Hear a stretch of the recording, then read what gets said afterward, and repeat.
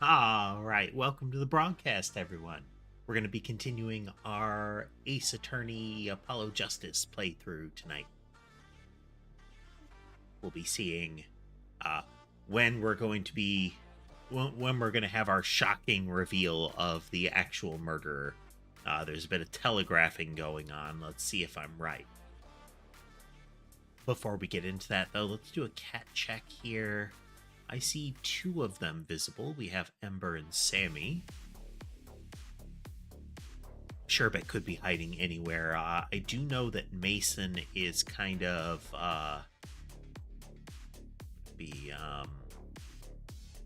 off to the right of the camera with Sammy on it, off to the right of the bed camera there, or off to the lower left of the second tree camera by the window.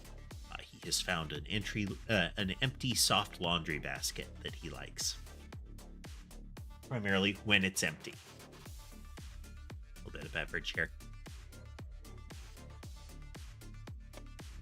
Let's see. But we're doing good lately. I think the programming thing has sparked a lot of motivation in me. I've found some logic that I think will be good for the next stream we do on coding. Oh, we can see Sky in the play area. We'll see if that actually functions how we want it to, but we were getting slowed down by some contemplation of how to do variations of objects cleanly. And I believe I found a way to do that cleanly. But in any event, Ace Attorney, let's switch on over to that Ace Attorney tune's going. Sure, I take the newest one.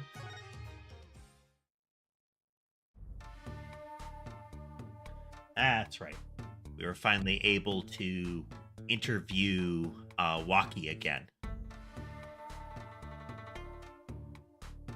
Waki Kitaki, our client. So last time, we discovered that the clinic where the victim worked. Let's get a cat on camera here. The clinic where the victim worked. The newish girlfriend of Waki, now his fiance, also worked there as a nurse. We have a third person, so not Waki, not Stickler, the student, and not the victim, with slippers from the clinic was there. We found her shoes left at the clinic, and her footprint was in both the slippers and, it matched her shoes. The clinic also had a break-in, and it looked like they were trying to get into the safe. The safe contains Waki's medical records.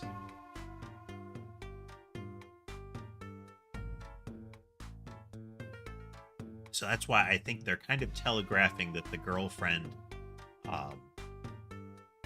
is up to something.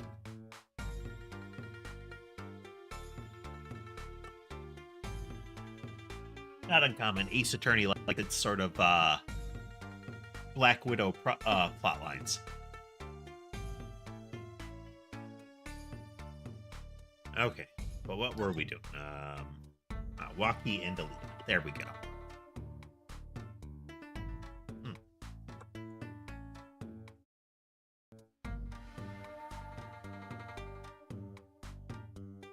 Let me hit those buttons to make sure I'm not all scrambledy voiced.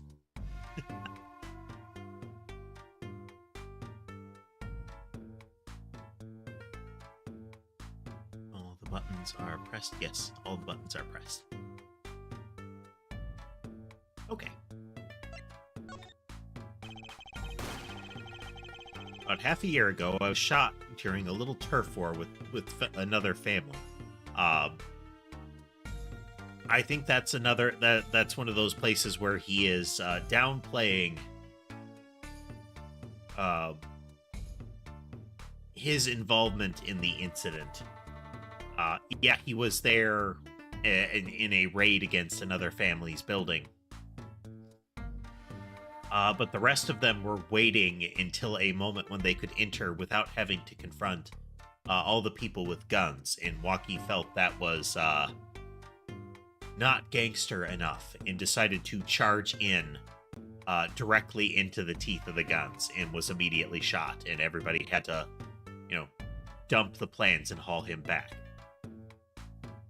I was ready to die, sure, but they came in and got me, hauled me off to the docks. The Maractus Clinic? A clinic that is essentially a mob doctor. That's where I met her, my fallen angel.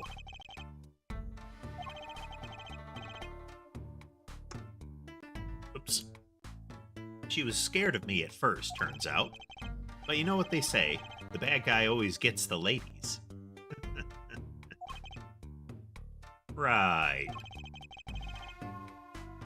She was done with that clinic anyhow. So I was like, I'll take you on, woman. Straight gangster style. No, guess what she said? Ah, there's Mason. He has switched to the bed. What did she say? Huh, come on, give it some thought. He said it real quiet like, on the down low. Know what I'm saying? I'll leave if you'll marry me. So that was the proposal? You know it, an oath of love right there in the hospital room.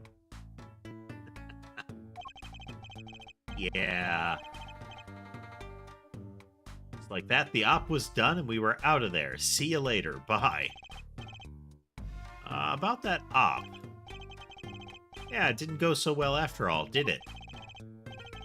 I know about the report. I know it's still in me. He has a bullet very close to his heart, still, left there after the surgery. This health checkup was the boss's idea, you said. Yeah, can you imagine? What's the point of living healthy when you're a G, you know what I'm saying? But then you learn about that bullet at the checkup? Yeah. That's when I knew that doctor had to pay. Figured I could get that cap pulled after I got my revenge. And hey, I'm still living large now, aren't I? Incidentally, have you ever had a health checkup before? My old man suddenly gets this idea that we all gotta get checkups. Guess he's getting old. Older, I mean.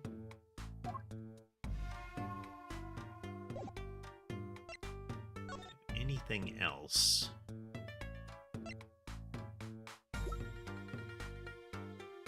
So we showed him this, and that got him to say, oh yeah, those are Alicia's shoes.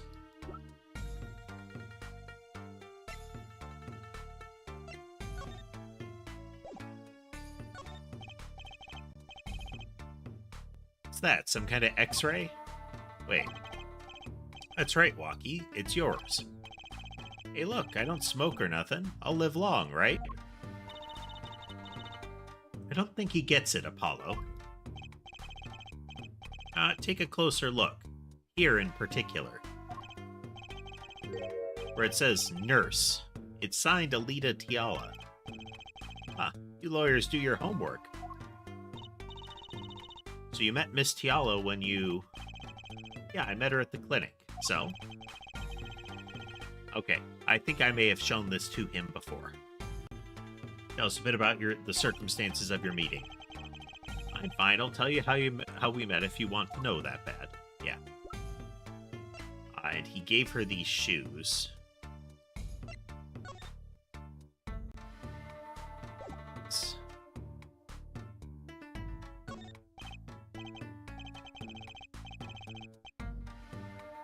So far off the hook, it's off the chain, G. He seems preoccupied with something else. Hey there, Keats. Welcome, welcome. We're doing some Apollo Justice Ace Attorney. Game 1 of the new trilogy. Quote, new. Well, thank you. I appreciate the sub.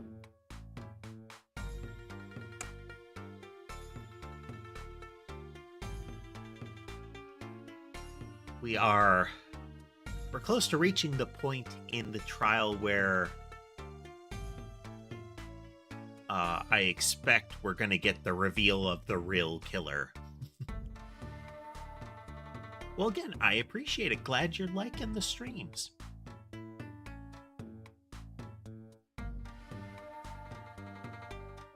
Have you met the kitties?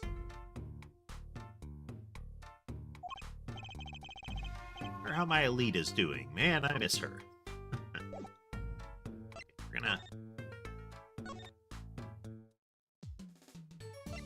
We're gonna see if any flags have been raised elsewhere.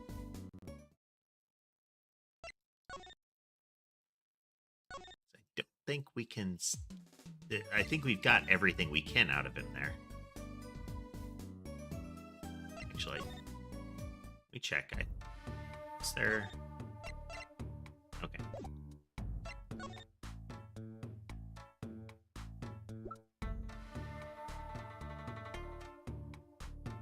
Otherwise, yeah, having a good day, Keats.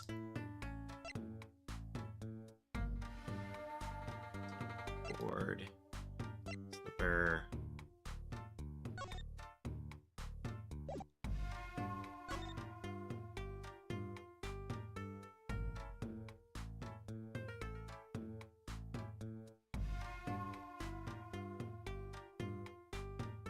Recall, yeah, no markings.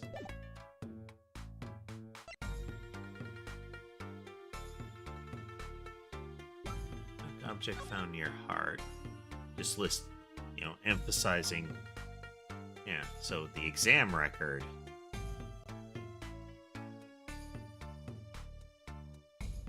649. Ah, okay, and this is the health checkup where they check again.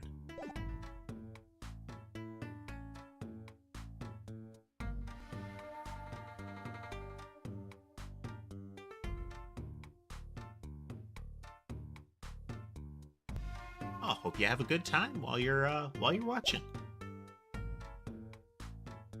It is a pretty casual stream. It helps that it's a casual game. So if there's any questions you have or anything, game or otherwise, just let me know. All right. So talk to him. We're gonna bounce around and see if any flags have been raised for new stuff.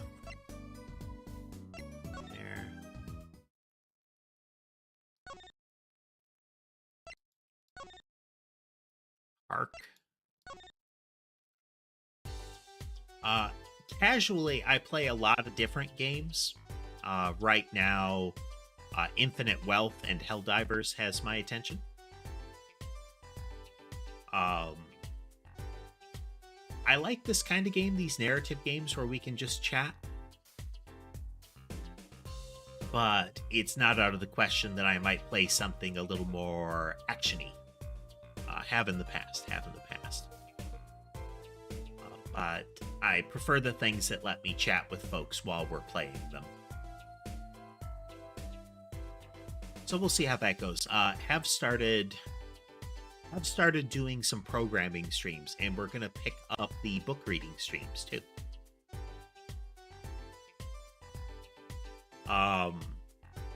I only ever played Fortnite back when it was a tower defense game.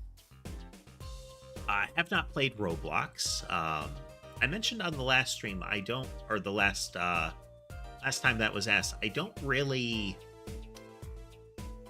like some of the things that have arisen because of their audience paired with their business model. There are some abusive practices in the community that does all of their side games that Roblox, last I saw, had not been acting to correct very well. The company is disincentivized to police their development community, and their development community is incentivized to put profit over safety of the individuals of the age of the audience. I played Overwatch only very little, way back in the beta of Overwatch 1. I only like kind of shootery games and similar competitive games if it's with friends. Things like, you know, League of Legends, I only want to play versus bots with friends kind of stuff.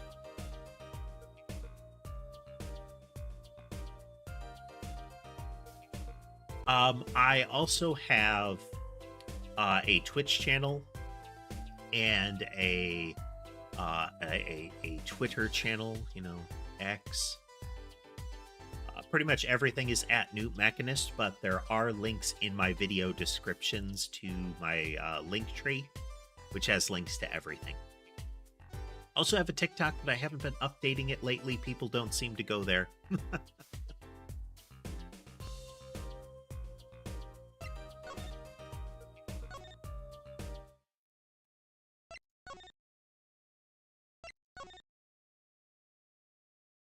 Ah, here we go. New flag at Eldoon's house. Yeah. We have been looking for Mr. Eldoon because neither Apollo nor Trucy here knows how to read anything that's on that medical record. Because, you know, Ace Attorney doesn't care about HIPAA.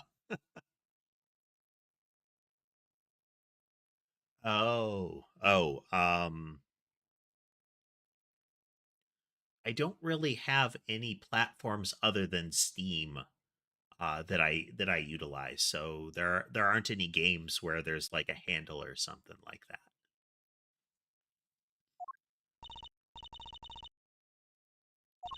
Show him what we found. Nothing like expert advice.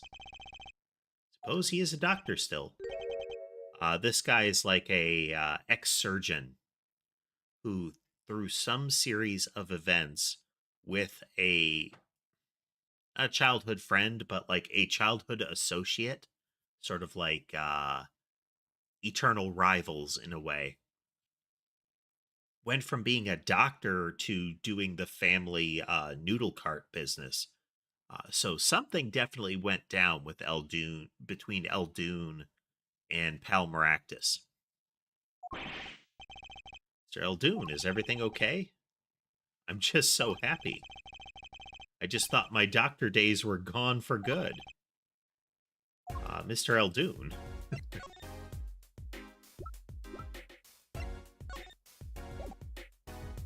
Present. Mr. Eldoon, could you take a look at this? A medical chart? Hey, you shouldn't go around taking these from clinics. Yeah, you probably shouldn't. I mean, that clinic is probably going to collapse because they're what seems like the owner and lead surgeon of the place has been killed. The setting of this is odd.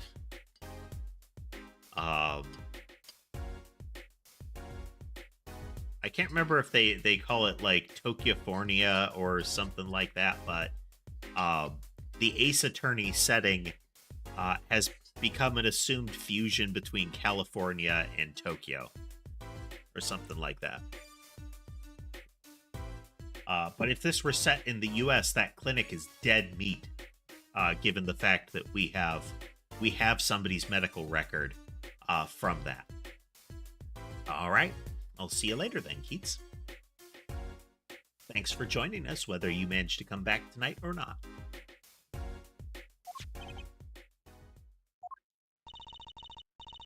Why the sudden silence, Mr. Eldoon? What's going on here? That's what we want to know. That chart belongs to my client. He's on trial on suspicion of murder. On trial? That's crazy. You can't put him on trial. He's ABD. ABD? All but dead. He's knocking on the pearly gates, and someone's about to answer. Can you tell us why? Ooh, dramatic music.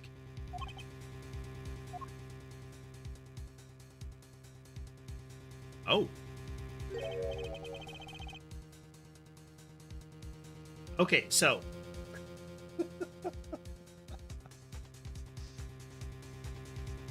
I thought the noodles were going to be his hair.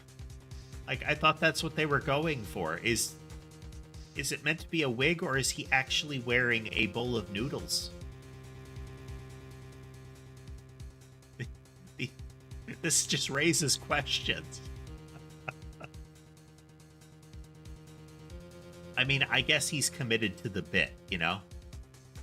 If you're going to go all in on the noodles, then you make it part of your costume, too.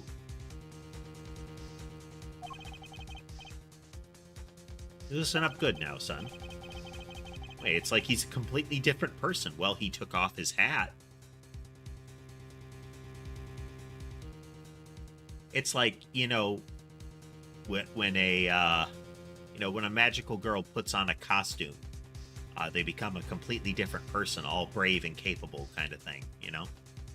When he takes off his noodle hat, he's in doctor mode.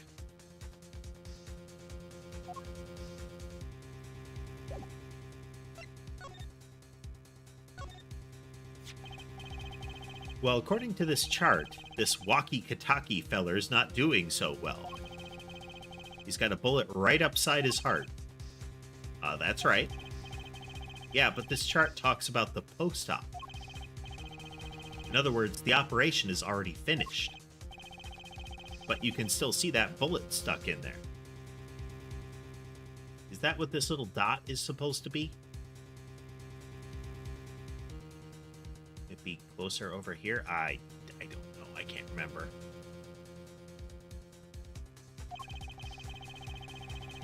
Why would it still be in there after the operation to remove it? Well, about the only reason I can think of is it was too tricky to operate on. What? That bullet's snug as a bug there next to the aorta, which is connected to the heart. Heck, that scrap of metal's just surrounded by blood vessels. Kind of a miracle. 2 millimeters to either side, and there'd be some serious bleeding going on in there. So Waki lucked out even just after getting shot. The fact that he's still alive this long is also impressive, because just a little wiggle from that bullet and it might cut something important open. Not something your average doc would be eager to fiddle with. You mean it took a miracle to get that bullet stuck where it is, and it'd take more than a miracle to take it out. It'd take a magician. I'm only up to making rabbits disappear. I haven't learned bullets yet. Of course, with the heart pumping and lungs working, that bullet's on the move. I'd give him another half a year, tops. But Waki's operation was already a half year ago. That's why I'm saying you're out of time. This kid shouldn't be on trial. He should be on an operating table. Great. Just great. How could Dr. Maractus do such a terrible thing? How could he just leave that bullet in there? I got a pretty good idea of how he felt. An emergency operation. He's got the kid's chest open on the table. Then he finds that bullet. That's despair right there, Trucy doll. Cold despair. Despair? About the only thing he could do is sew the boy back up. He wasn't exactly in the situation to go admitting he couldn't take it out. The Katakis? You bet, this kid's their only son, I hear. So he skips the operation and Waki's back on the street living his life. Of course, it's only a matter of time before his heart hemorrhages and he drops cold. How awful. And which doctor would they take him to? Maractus. He's got enough ties to them, he could probably cover up the truth of what happened. Okay, so the assertion they're making is that he didn't operate on Waki at the time because he felt like he would fail the operation and it would kill Waki, and they would blame him and take it out on him. But if he sews Waki back up, says it worked, and then Waki subsequently dies, he could take the bullet out and then say, oh, it was because of X, Y, and Z kind of thing. That's just horrible. He left Walkie to die. There's a darkness in this world, Trucy Doll, waiting and hungry. Compared to it, these gangs' turf wars are like kids' games. When you're up against real evil, well, it don't matter if you're weak or strong, it'll take you all the same. Kind of nihilistic suddenly. I mean, working as a surgeon, you'd kind of expect that that could happen. Is you're going to be exposed to a lot of the realities of the biological world, you know? Uh, Random chance of cell mutation, you know, the complications of injuries, all those things. They don't care who you are and where you've been or where you're going. It can just take you, you know? It would lean, or at least it would lend itself to a sort of bleak practical outlook.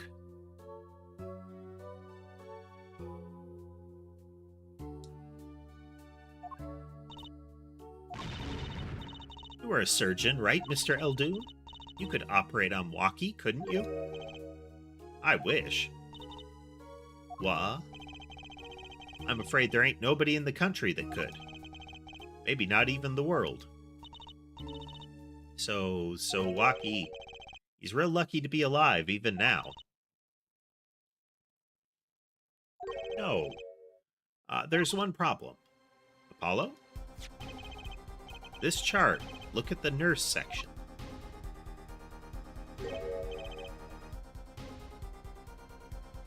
So, okay. So at this point, one of the possibilities is that Alita is hiding this to minimize the to minimize the likelihood. Essentially, especially the X-ray, is minimizing the likelihood that somebody is going to see this and determine the risk, so that she can get married to him before he drops, which would put her in a position to be part of this crime family, and potentially a major part. Alternately, she's just trying to get him to die. Right, this operation was how they met. Yeah, the problem is she knew. She knew about Walkie's condition, guaranteed. Ah. Why didn't she ever tell him? Doesn't make sense. It just struck me. So, he's Guy Eldoon. And we know that Eldoon is noodle backwards. So he's Noodle Guy. She knew her patient was in serious danger. You'd think she'd want to get that second operation before getting engaged. What was she thinking, Apollo? What were you thinking, Alita Tiala?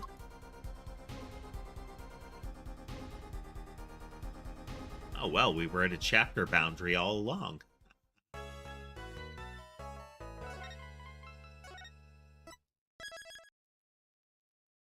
Okay, gonna be right back real quickly. Then we'll continue. One moment.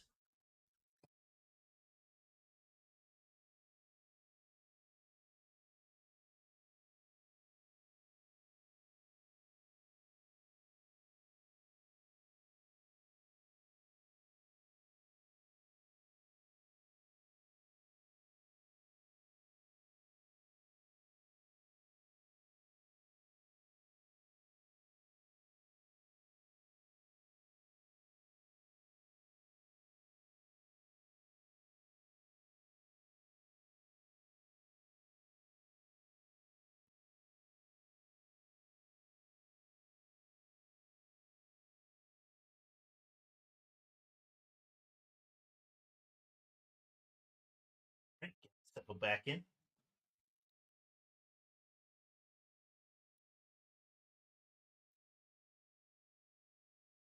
All right. All right. Beverage.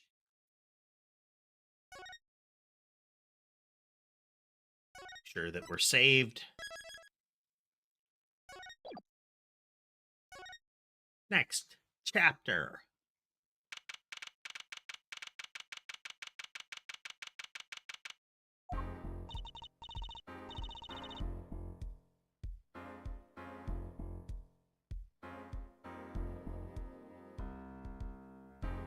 Okay, so there needs to be one other layer to this.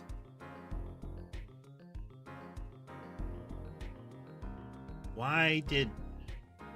We don't know why Maractus was found with Eldune's noodle cart.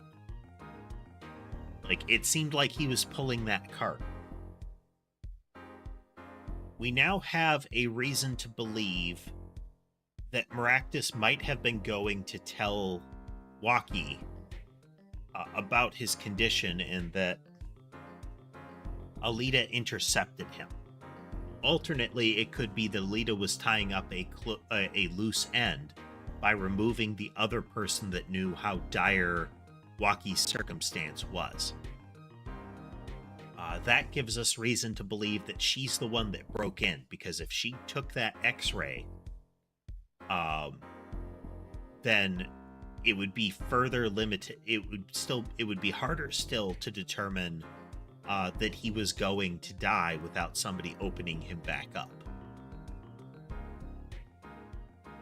As it stands, everybody has the impression that the bullet's in him, but it's not a threat.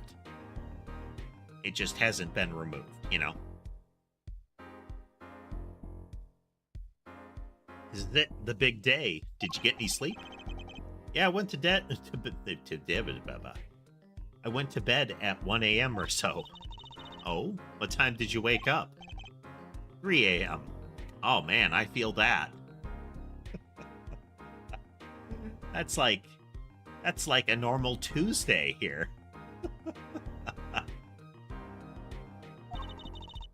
That's only 2 hours, Apollo. But at least you have me.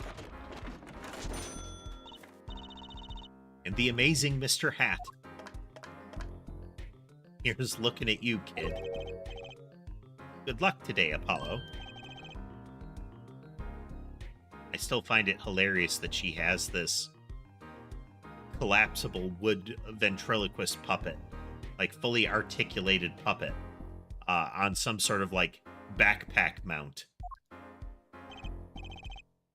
Hey, get any sleep? Mr. Wright. I was going out of my mind with boredom, so I signed myself out earlier today. He was hit by a car a couple of days ago. Somehow that place makes fake piano playing at the Indochine pasta joint seem almost fun. Teddy, do you know who Prosecutor Gavin's witness is today? Take a guess. How about Little Plum? That Sherman tank of a mom? Nope, guess again. It's gonna be Alita or something. Because Alita will say, I was there, I saw it happen, which will put her at the scene, which is what we'll inevitably use to say she's the shooter. That's too bad, you know. Speaking of moms.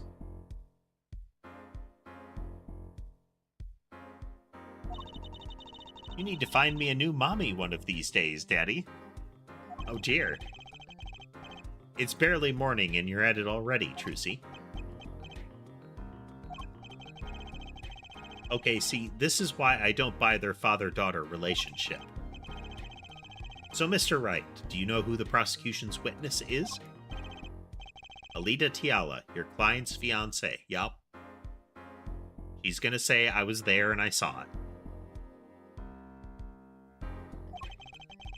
The prosecution needed to get a new witness to replace Stickler, who was shown to have all kinds of problems with his testimony.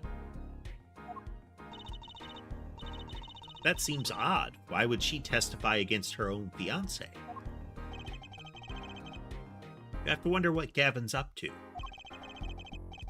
Something's going down today, that much is clear. Well, not to worry. I've got my... She has her magic undergarments back. You've had them back for the whole trial. If we can't find a killer, I'll pull one out from there. I wonder how much of a running gag this is going to be.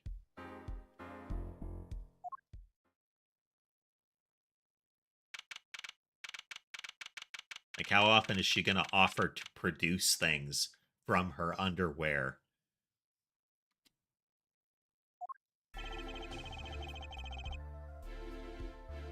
Court is now in session for the trial of Waki Kataki. The defense is ready, Your Honor. Prosecution is warmed up, and it's a sold-out house. He is a rock star. And as we determined during his first trial appearance, he's brought music to the courtroom. Like, he has a theme song that he plays for himself, and when he does air guitar, it seems like he also plays music to go with it. Very well, to recap, while yesterday's witness seemed more guilty than any other party, guilty of panty snatching, we did find out one thing for certain. Welcome back, Keats. There were 3 people in the park at the time of the murder. The witness, the victim, and the defendant.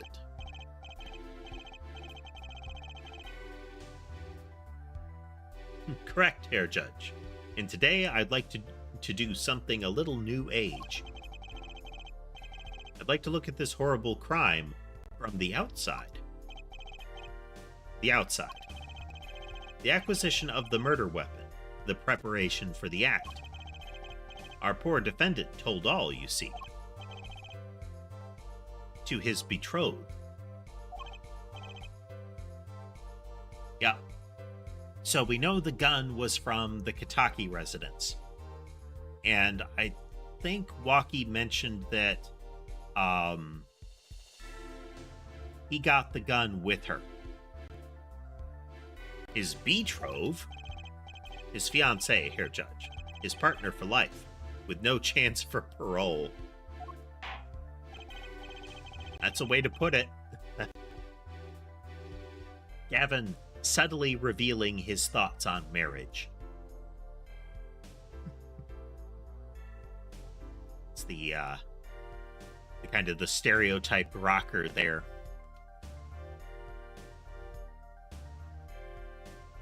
Well, you may show the lucky lady to the stand.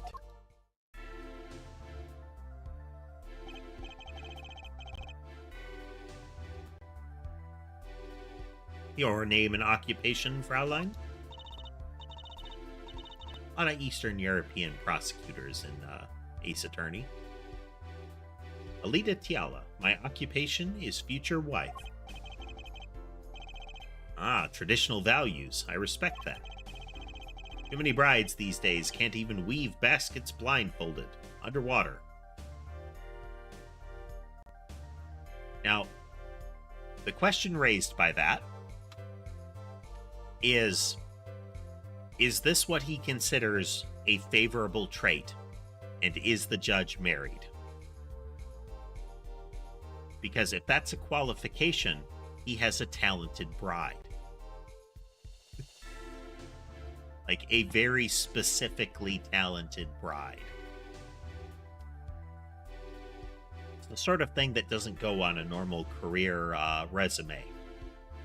You know, you're applying for some sort of management position and they ask if you have any other skills, and you go on to describe your treatise on underwater basket weaving.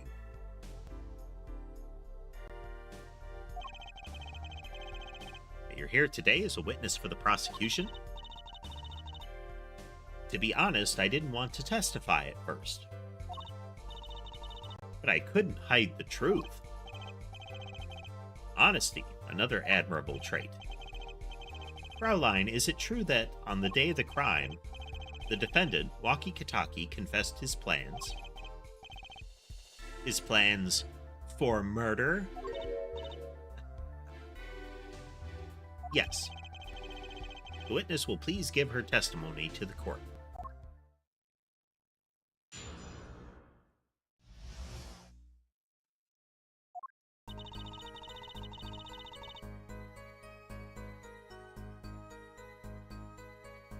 It was the day that the family health checkup results came back. When Walkie found out that Dr. Maractus had lied, he flew into a rage. So the health check was a seemingly spontaneous thing. They don't know why the father pushed for all of his, like the whole family, to have a health checkup that day. I wonder if this is another thing that she instigated. Like, she got the father, she told the father something was up at the clinic she worked at. He has everybody checked on, and Walkie finds out that there's still a problem with the bullet, which provokes Walkie into drastic action, as he is wont to do. I'll teach him, he said. He took one of the family's pistols, and you already know what happened that night. I just don't see how anyone but Walkie could have done it. Well, we already showed that it's unlikely that he used the gun.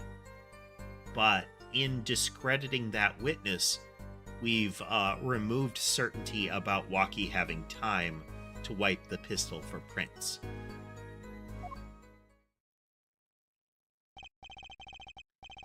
So the pistol did belong to the Kitaki family, then. We already established that. Yes, with regards to this, an investigation is underway at the Kitaki mansion on charges of the possession of illegal firearms. And the bullet that took the victim's life, was it fired from the pistol the defendant procured? Yes, this has been proven. How can you prove something like that? Bullets carry marks from the barrel that fired them, called rifling marks. Rifling marks? Think of them as being a gun's fingerprint left on every bullet it fires. Okay, so they're establishing this so that we can link the bullet that was found in the safe to the gun that fired the killing bullet. And when did you first hear about Wakie's plan? It was the day of the murder. I should have stopped him. I just didn't think he would actually do it. Gavel. Very well, the defense may begin the cross-examination.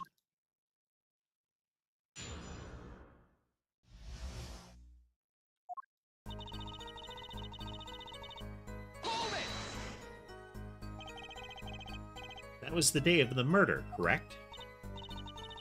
Yes, everyone in the family received their checkup results that day. Oh, no. When Walkie looked at his face, when Walkie looked at his face went so pale. But of course, he had just found out that he had a bullet in his chest. So you were there at the time? Yes. Or Walkie.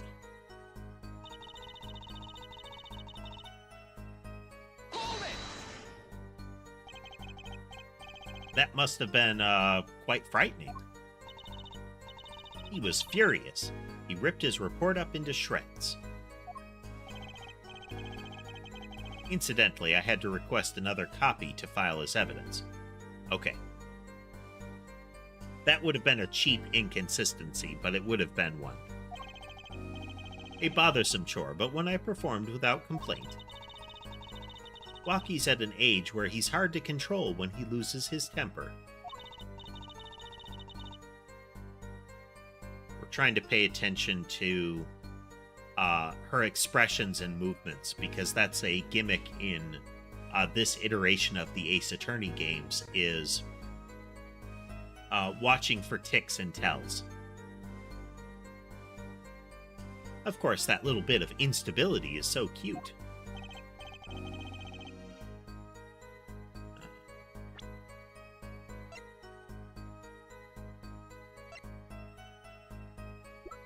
on. Great. Now he sounds like a psychopath.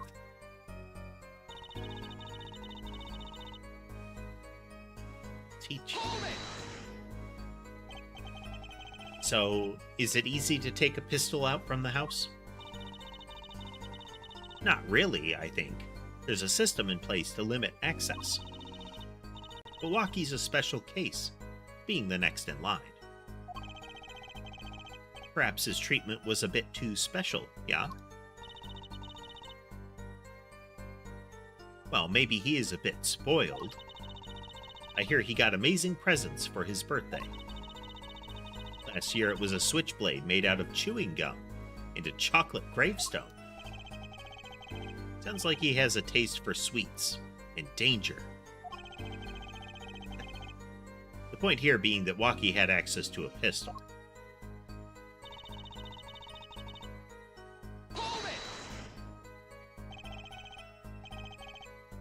What happened? Meaning the murder. I tried to stop him, I really did. But Walkie wouldn't listen. Our defendant was nothing if not determined, it seems. The big thing that has been shown to be pretty obvious in the trial so far is that Walkie had a knife. Like, Walkie brought a knife. We know that the pistol was fired twice, but the pistol was found elsewhere with the prints wiped. At the same time, we found a knife with Walkie's prints all over it. So he wasn't wearing gloves. And when he dropped the knife, he did not wipe that for prints. So there's a situational inconsistency here. And as is Ace Attorney game tradition, we will not bring that up, and it will not be considered inconsistent.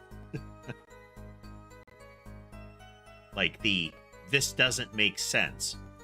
Those don't come into play very frequently because this setting is very much a guilty until proven innocent, to an extreme. Exactly, Tass.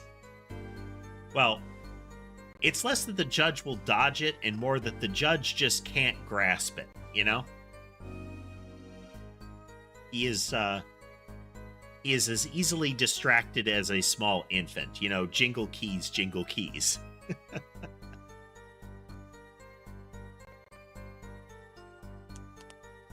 It's like, oh, that does seem very consistent. Well, yeah, you know, about that, Judge. Hey, look over there. I don't see anything. Oh, okay, it must have been my imagination. What were we talking about again?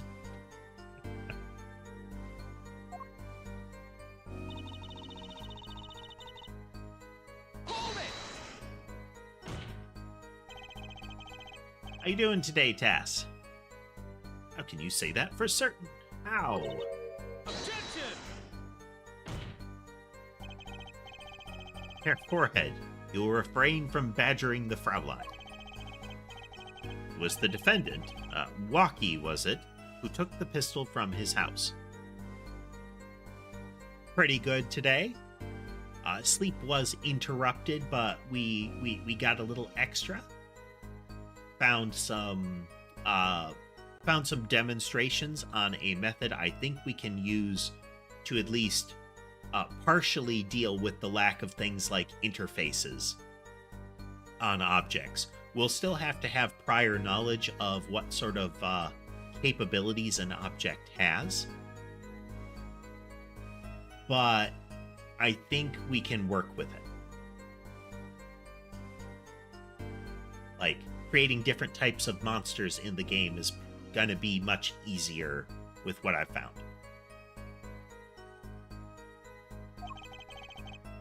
We know this for a fact now. I suppose we do. We have a person that has testified to that, not that it is a fact. So how could anyone else have used this pistol to shoot the victim? That's your job, Mr. Prosecutor. Like, you've got to demonstrate that. You know, showing proof, not hearsay.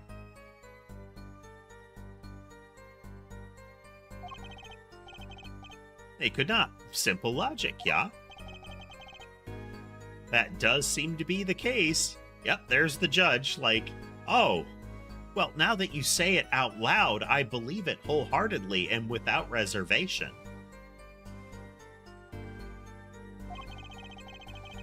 Does the defense have anything to say regarding this point? Could someone else have used the pistol? I mean, there is another person. There is the person that was present.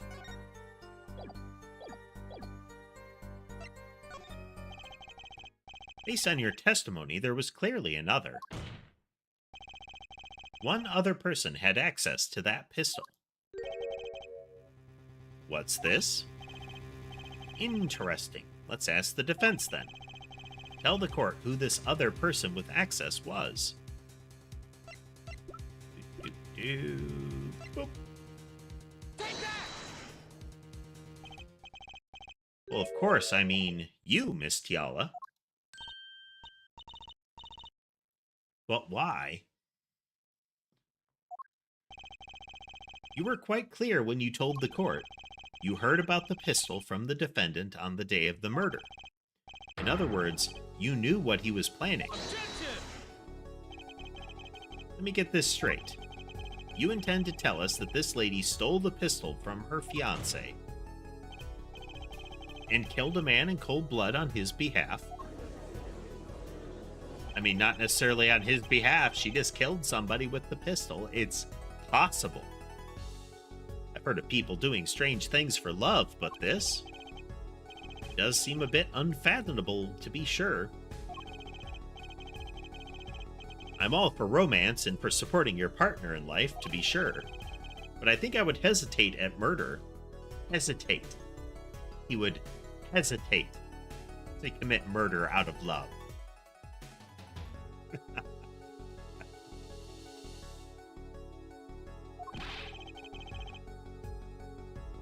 I'd hope you'd do more than hesitate, yeah. I mean, I'd at least have some significant questions before we committed to that path.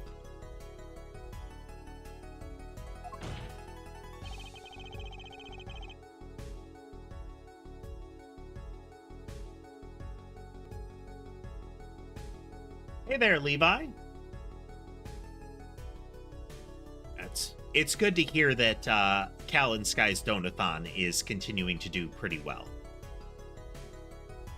I can definitely use the help.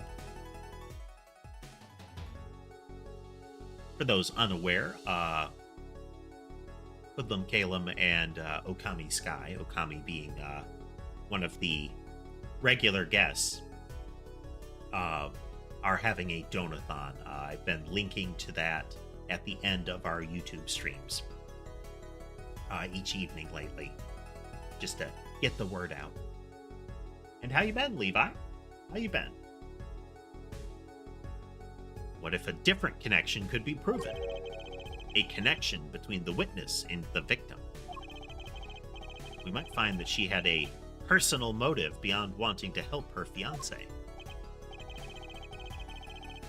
That would put things in a slightly different light. Slightly. Just a little. Oh, wow. Very nice, very nice. It's great to manage to get a place of your own, you know? Changes a lot of things. Possible connection are you suggesting here? You know what I'm starting to think? I'm starting to think that the police never looked inside that safe. Evidence showing there's a connection between the witness, Miss Tiala, and the victim.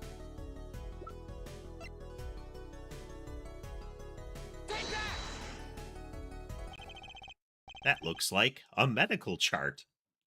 Why do you have a medical chart? I found this inside a safe at the Maractus Clinic.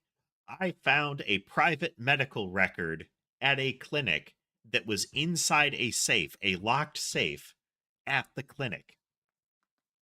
Apollo, much of that is criminal.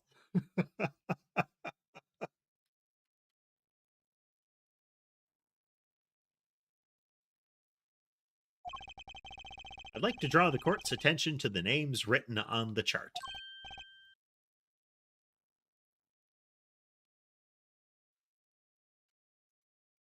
Well, Levi, it's like I say to folks that are concerned that they haven't been able to see my stream frequently. It's, your life comes first. There are things that you have to make sure are wrapped up before you can do your own streams or watch streams or anything like that. Amber has come to join me. If you don't keep that stuff in line, the other things are going to fall apart anyway.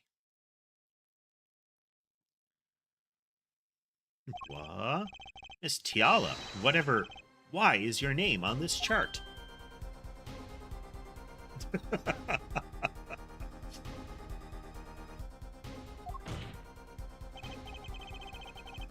Well, care to explain the meaning of this, Miss Tiala?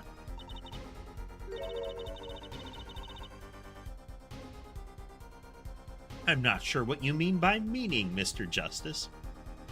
Well, it depends on what your definition of the word is. Old references.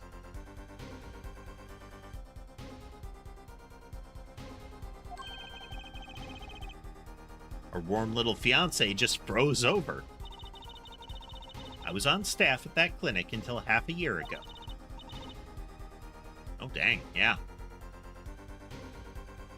She definitely has a full transformation when confronted. It was boring, so I quit.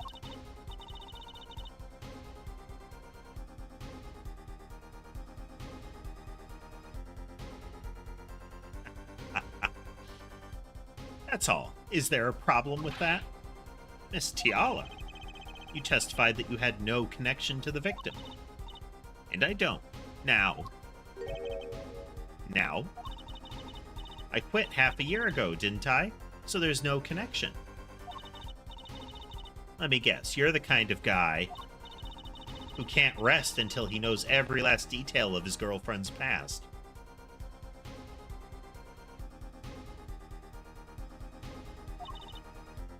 Am I right? Well, we know she was there relatively recently. Her shoes were there. That's not true at all. Why, I embrace the ones I love, past flaws and all. There's no connection now. Doesn't fly in a court of law. Doesn't fly? He's one tough nut. He probably feels right at home with the Katakis. You left your job at the Maractus Clinic, true. But you remained connected somehow. Gavel. Very well, Mr. Justice. Show us evidence that proves the witness is still connected to the Maractus Clinic. Which should be the shoes.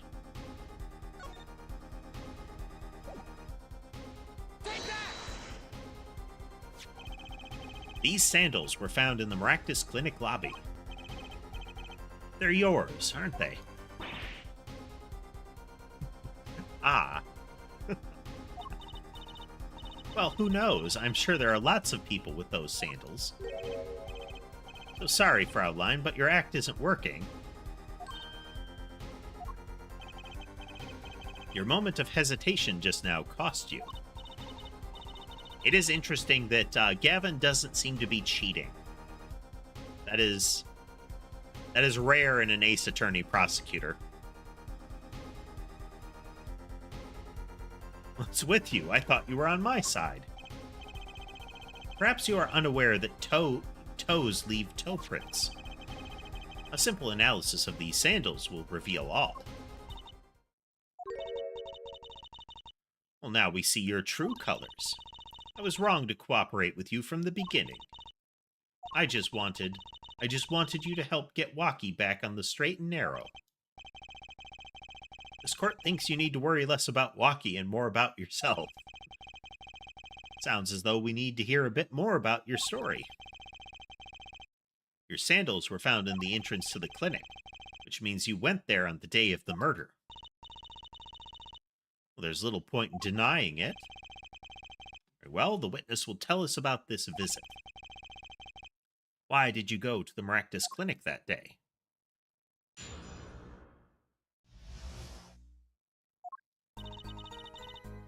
I did go to the clinic that day, my first time in half a year since I quit in January. I went to warn him. After all, I knew Waki had the pistol. The doctor always was a timid man, too timid to admit his own mistake. Why else would I have gone? I'm not hiding any dark secrets.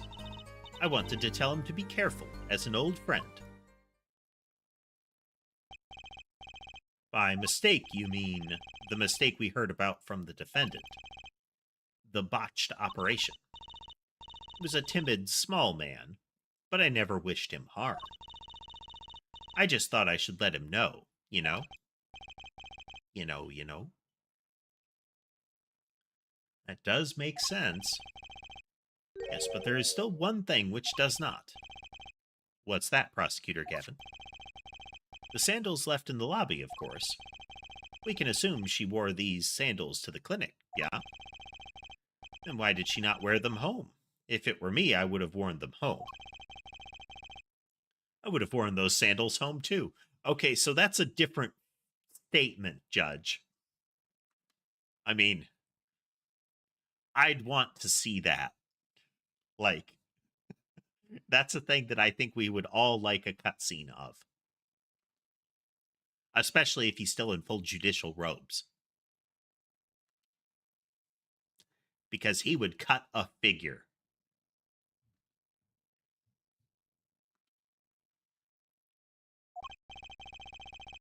So why were the sandals left behind?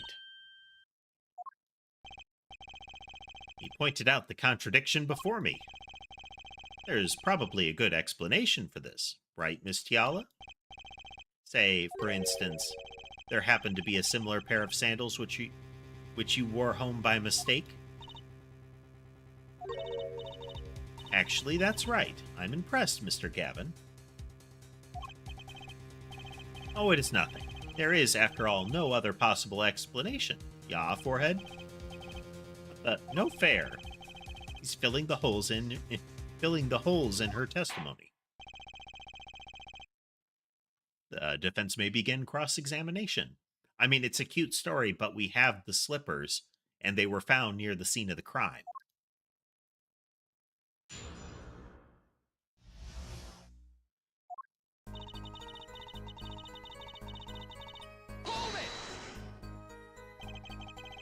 Around what time did you go to the clinic?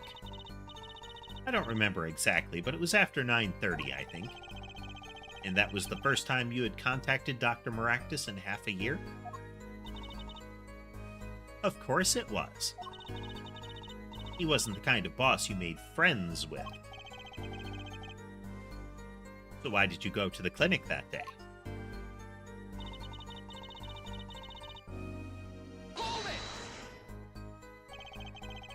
Did you want Dr. Maractus to run away? Well, after I failed to stop Waki, I thought that was the only other way to avoid the problem. Couldn't you have called? Why go in person? I called several times that evening, but no one was in. The victim was busy driving home until after 9 p.m. that night, remember? That was proven by the mirror yesterday, yeah? Yes, but he was also driving home in a huge rush.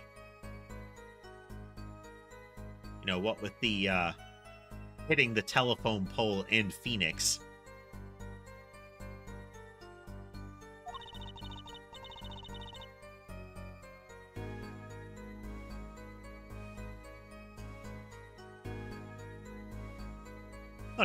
I thought if I'd warned him, he would run away for sure. Knowing the doctor.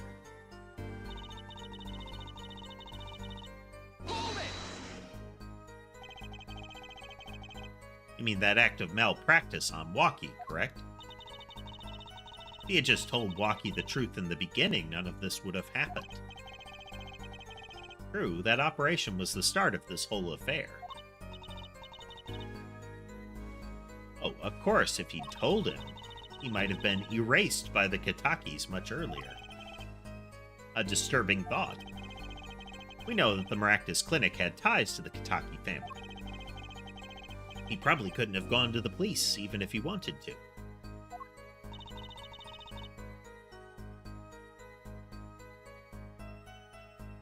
Some buttons here. Button press, button press. There we go. That's why I knew I had to warn him. Why else would I have gone? I'm not hiding any dark secrets. No dark secrets, huh? What? Look at me however you want, Mr. Justice. You won't find a thing. She's hiding something. I know it. Must have some evidence that proves it, too. You're free to think whatever you like. I went to that clinic with only one thought in mind. I wanted to tell him to be careful, as an old friend. But then you'd be betraying Waki, wouldn't you? I did it for him, for us. She went to warn him so that her fiancé would not have to commit such a crime, yeah? I didn't want them to take my Waki away. No way she went to that clinic just to warn him. You know why she went, Apollo? Time to figure out what really happened at that clinic, and fast. And we'll check into that further just after a quick break. One moment.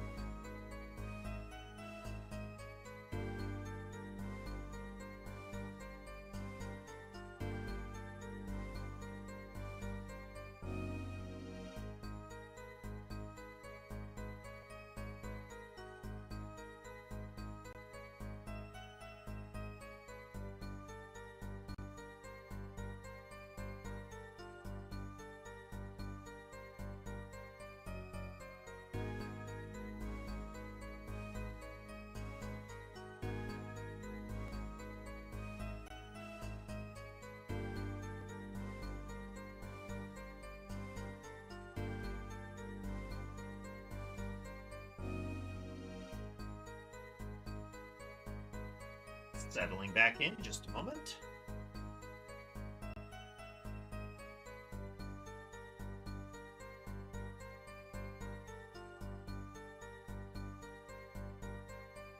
Thanks for waiting.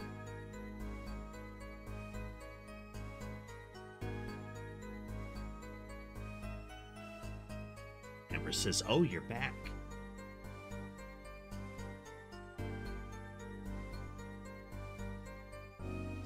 I'm over for back scratches and camera blocking. Okay.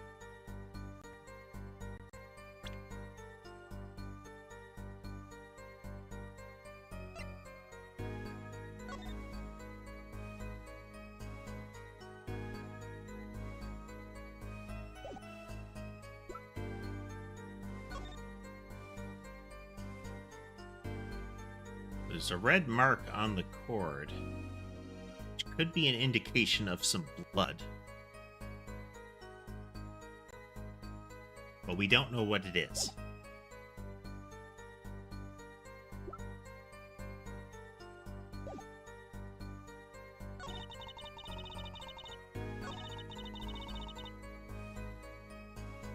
Hello. Hello.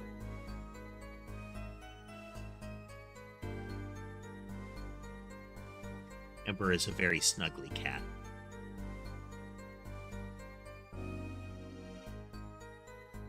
When she wants attention, she'll come get it. She likes to, like, be on your lap, crawl up you, really get the full body treatment.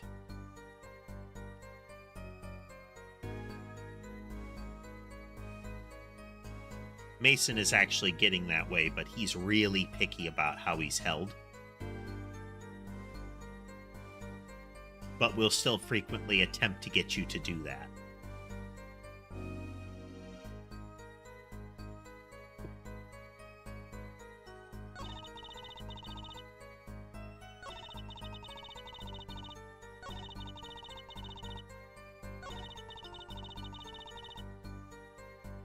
Wonder if that's one of them. She says it and then she looks at you. That's pretty common.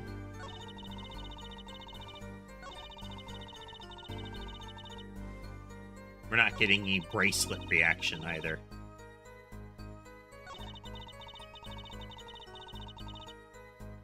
Alright, do we have...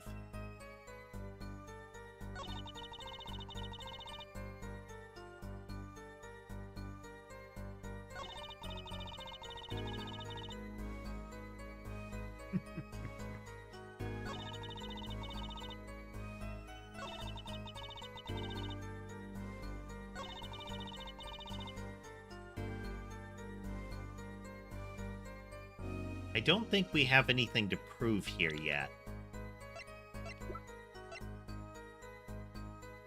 Like, this is probably why she went.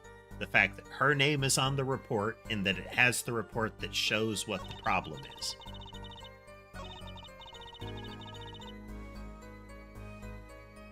And this is true. Quit in January.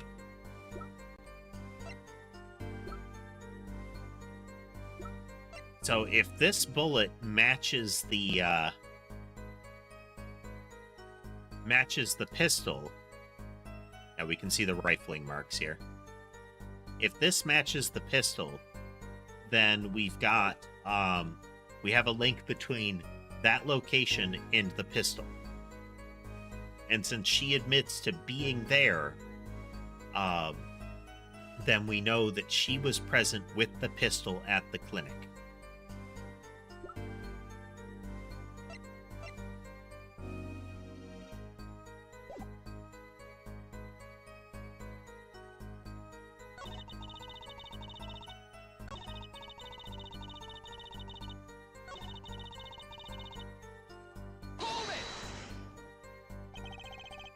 Dark secrets. Hiding something.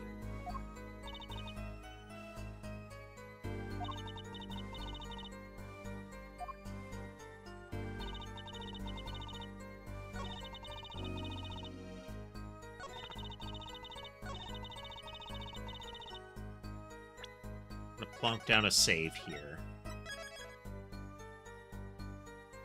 Only thing I can currently think of is to present the record here. Objection! Okay. This chart was found inside a safe in the doctor's office. Yeah? Why would this one chart be in that safe? Miss Tiala, you know why it was, don't you? Mind filling me in? Dr. Maractus didn't have the leisure of making mistakes. That's why he wrote up a false report and kept the truth locked away. Bad, Herr Doctor. And this is where you come in, Miss Tiala. You come in. The nurse who filed this chart was you, which means You knew about Walkie's failed operation. Interesting. You are in the same position as Dr. Maractus. And it makes it hard to claim no connection, doesn't it? I still think that since she knew about it and she found out that that she had an in with Walkie, that he was smitten with her,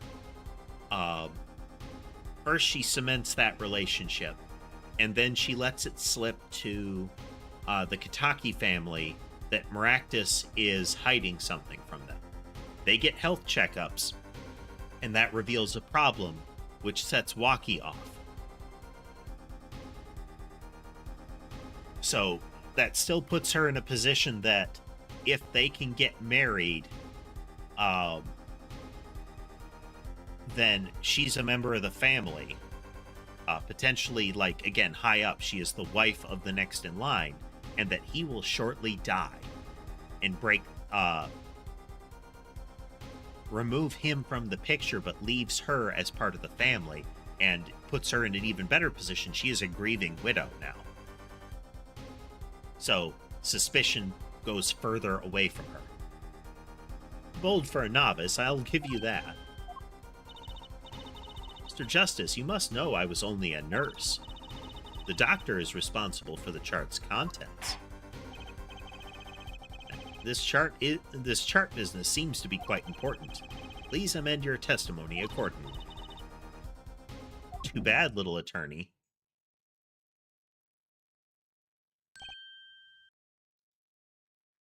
Okay, we have a tell going on. Bracelet's reacting again. Is it Apollo? Felt my bracelet tighten just now. Your bracelet? Just like yesterday, like you said. When a witness is unsure of something, their nervous habit gives them away. But I can't see anything, Apollo. Eh?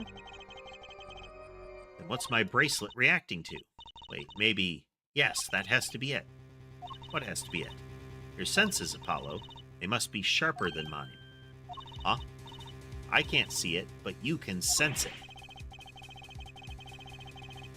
I don't know about that, Trucy. I don't have some kind of special power or anything. Listen to me, Apollo. There's a weak spot somewhere in Miss Tiala's testimony. We don't know what her nervous habit is. Well, then what do? You have to perceive it yourself, Apollo, with your eyes, with your senses. Use your eyes to see, Apollo. Don't rely on the radar.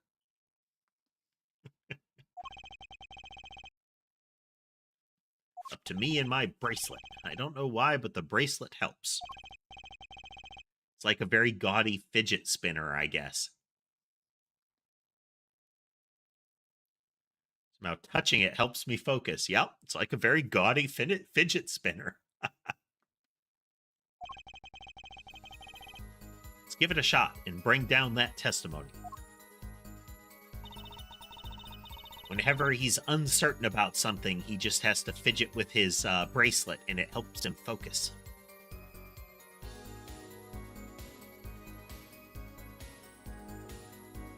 I would go to the clinic now for a half-year-old chart.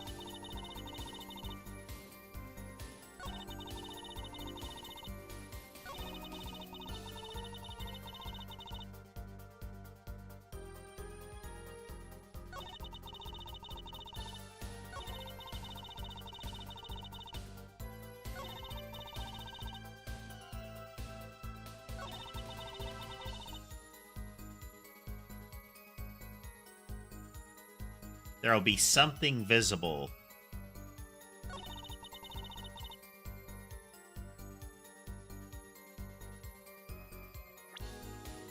This is the first time it's been an unguided thing.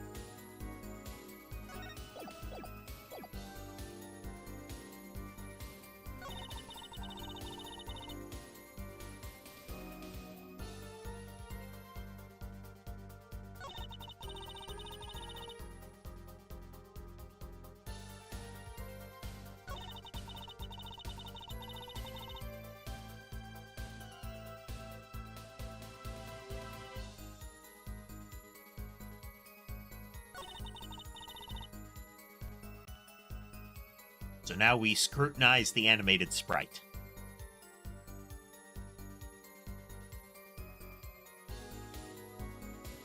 Hello, Sherman.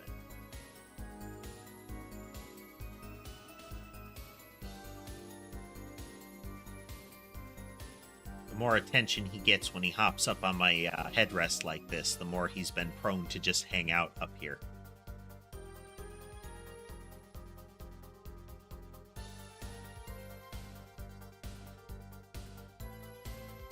So he gets lots of attention when he jumps up here.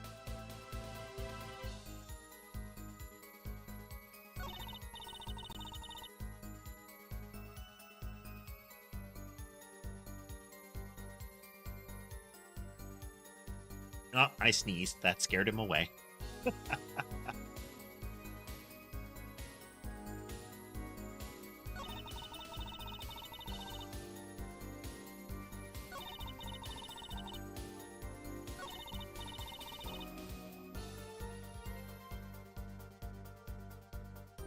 It's slowly pulsing. I wonder if there's something further.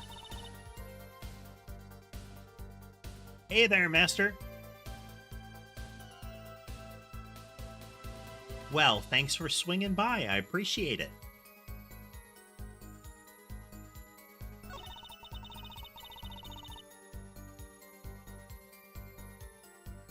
We're trying to determine when this witness's nervous habit is visible.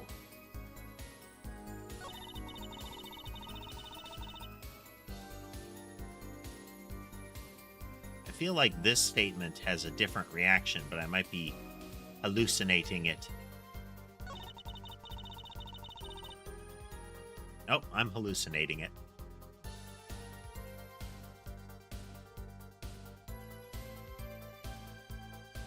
So do you like Ace Attorney and/or Cats, Master? Or B-Rad?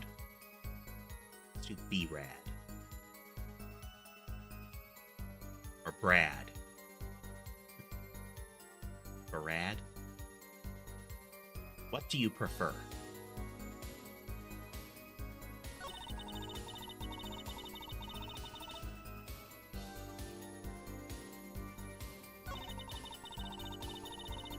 So this is definitely a find the tick moment.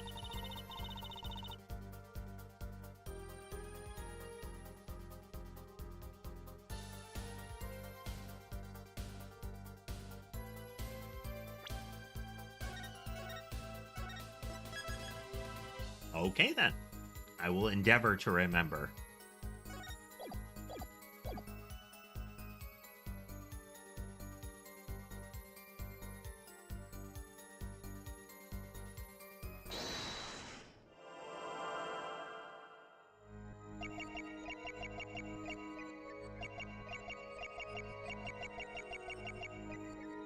She's fidgeting with her ring.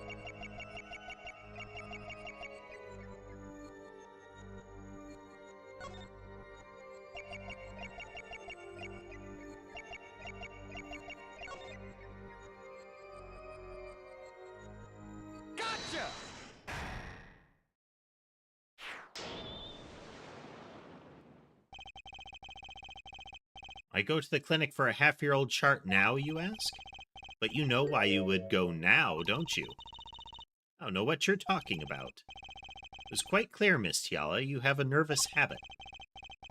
The moment you said the word now, you used your right thumb to fiddle with your ring. What? She was unsure. I saw it. Now, that's the key word. The chart wasn't part of your past. It was a clear and present threat. That's ridiculous. Why, if that were the case, I would have had 6 months to do something about it. Indeed. Huh? Which means something happened quite recently. Something to make that chart a problem for you now. The health checkup. Okay, she wasn't involved in the health checkup. She knew that he was going to die, and without the recent health checkup, it would have been a surprise. And if that chart never came to light, then then anybody knowing about it would have been minimized. It would have just been you know, Maractus screwing up. Turn the ropes now, I can feel it. Time to strike the killing blow. With evidence. With a save game.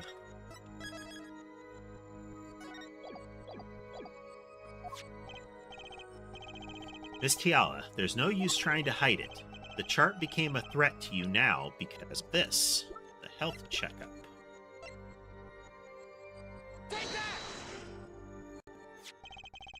A health checkup report belonging to the defendant.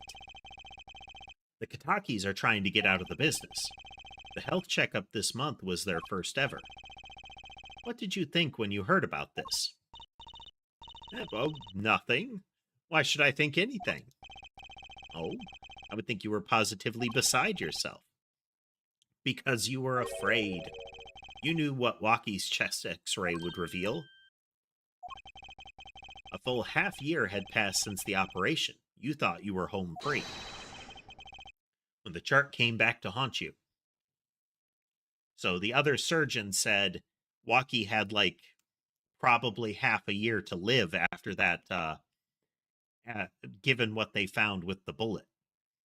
And it's been about half a year since then. So the other surgeon, Eldoon, or the ex-surgeon, said that pretty much the guy was walking dead. It's a matter of time before he dies. And she knew that before she, like, jumped him with a proposal.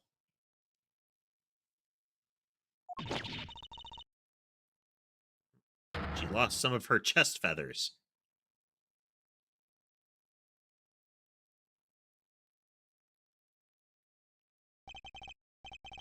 That's all, Your Honor.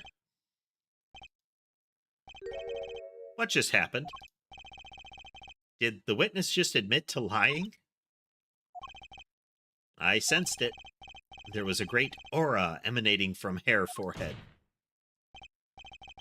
Very cool. You have to appreciate a prosecutor's like, yeah, that was really cool. Normally in Ace Attorney, this would be the part where Apollo would be physically assaulted by the prosecutor for disrupting their plans. Whipping coffee mugs. I can't remember if the cowboy guy, like, threw his knife or something like that. I don't recall. Witnesses, prosecutors, doesn't matter. It's the defense is always at risk for their life if they find a clue.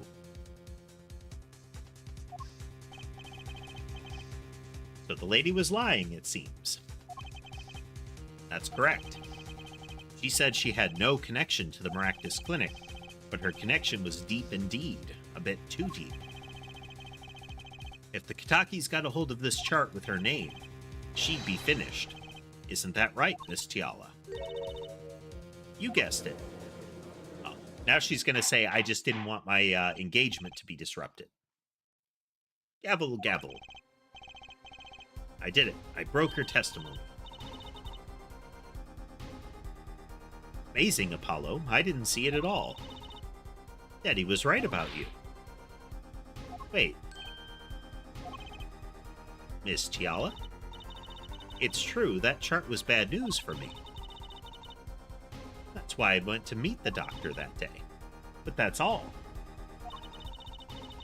I told him about Waki and I went home.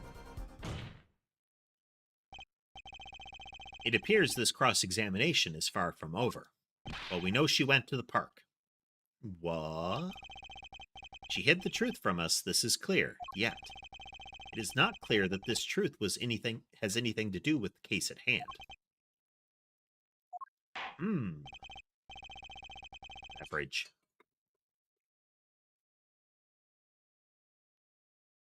Very well. The witness will add this to her testimony. We'll have a bit more cross-examination.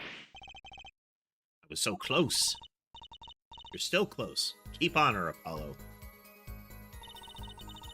Potentially phrasing. Potentially phrasing.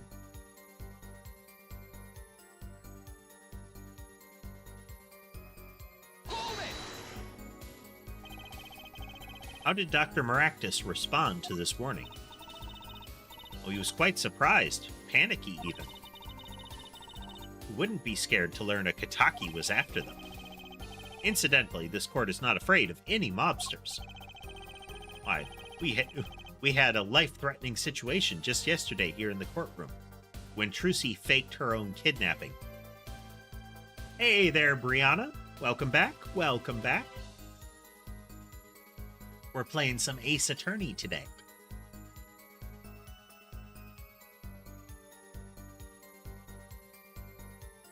You've arrived for the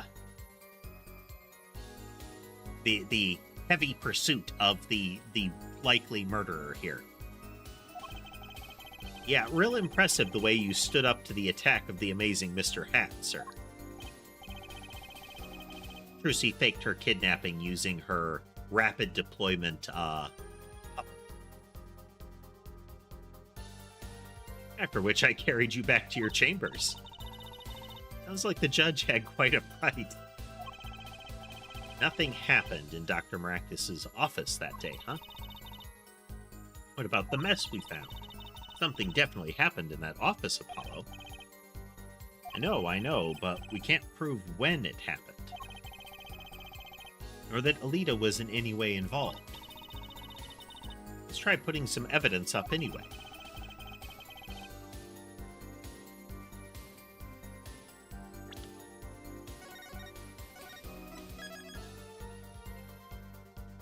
Lay down saves.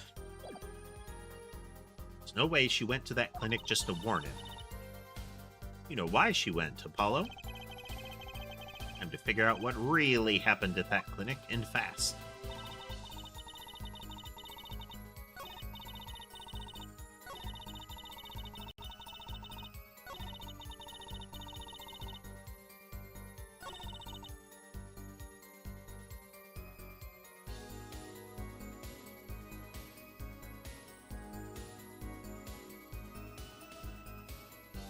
What do we got?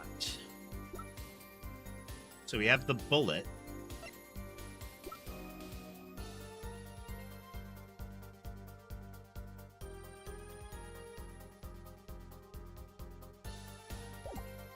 Hold it!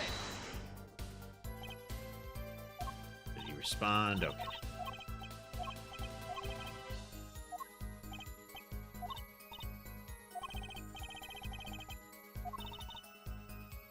The bullet and or the lamp.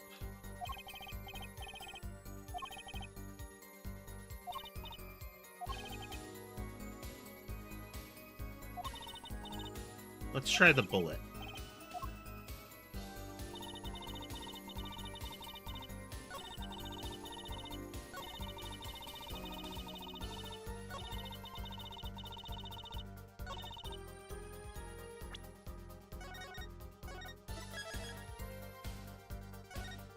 For those unaware, this is the traditional dance of the Ace Attorney game.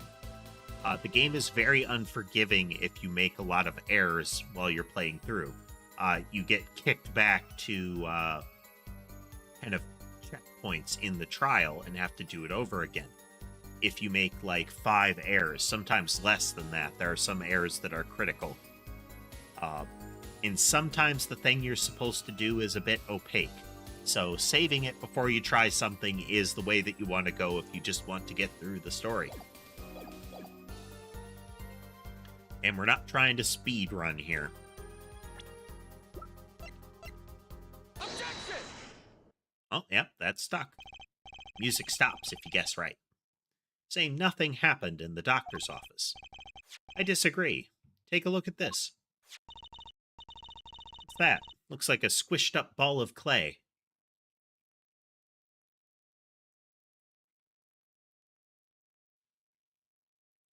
Yep. I mean, it's not as bad as it could be, but it's a hassle. It is nice that you can save so frequently, though. Kind of like you, actually. How rude. This bullet was found in the Maractus Clinic office. Something did happen in that office, Miss Tiala. Objection!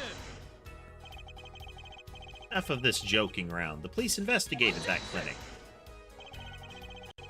Ah, but this was stuck inside the doctor's safe. Not at all there, Brianna.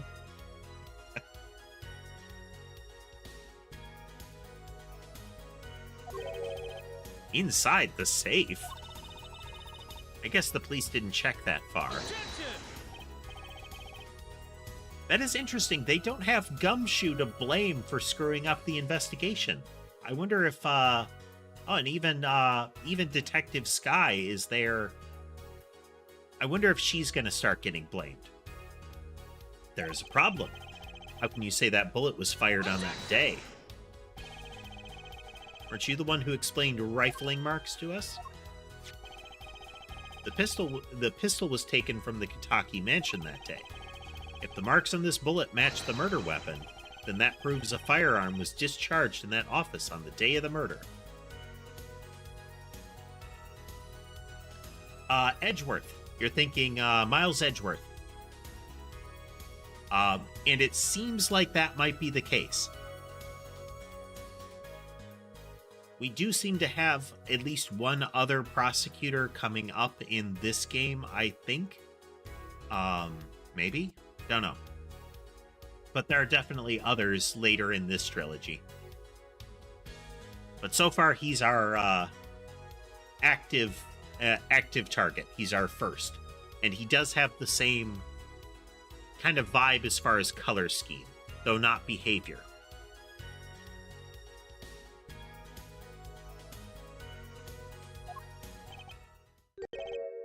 Not bad, Hair Forehead. Have this bullet analyzed immediately.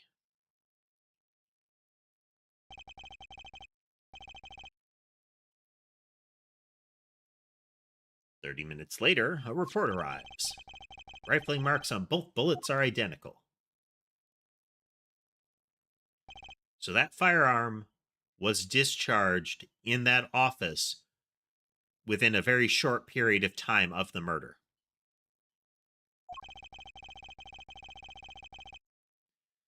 Brianna, they either make fun of the two little antennae that are part of his haircut, or in the case of Gavin, he makes fun of his very, because of his haircut, his prominent forehead. Though it's not much different than other characters, it might be that his hair is pulled back other than the little antenna. So the bullet in the safe was fired from the murder weapon. Perhaps the defense would like to state their position? The bullet in that safe proves one fact. A pistol was fired in the office on that day, and at the time of the firing, the safe was open. The safe which contained the top-secret chart. You think someone was threatening Dr. Maractus in order to open the safe? Only one person was in a position to do such a thing. Our witness, Alita Tiala.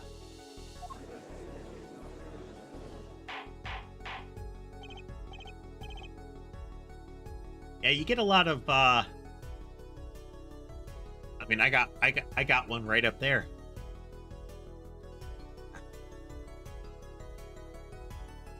It is an anime staple. Gavel, gavel, gavel. Mr. Justice, where are you going with this? Are you accusing the witness? Lita Tiala knew about Waki Kataki's botched operation. She got engaged to him without telling him about it. As long as that bullet remained in his chest, his days were numbered. What if she married him and then the bullet finally reached its destination? Yeah, the judge is eternal in these, Brianna. There are a couple of instances of us seeing different judges.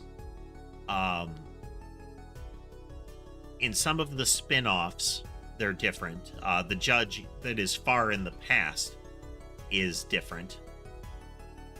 We have seen an adjacent courtroom where I think it's the judge's Canadian cousin is the judge. But other than that, that judge has not aged since, like, Phoenix first became a lawyer, even before that. So he's had either he's very prematurely aged, like he was very young and still looked like this, or he's a real healthy dude. If she married him and the bullet finally reached its destination. What? That reminds me. Apparently, the Katakis have been asserting themselves in lawful business practices. They're making quite a great deal of money. A fortune, if you will. Nefarious. So she planned to marry him just to get her hands on this fortune?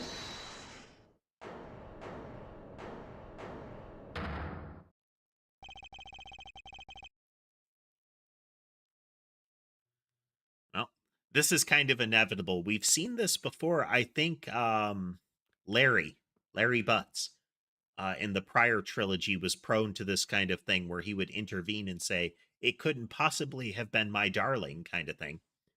Phoenix did that with the recurring villain in the first Ace Attorney before Phoenix became an attorney. At one point, he actually ate a piece of evidence. He actually chewed up and swallowed a glass bottle in order to destroy that piece of evidence. Somehow he survived that.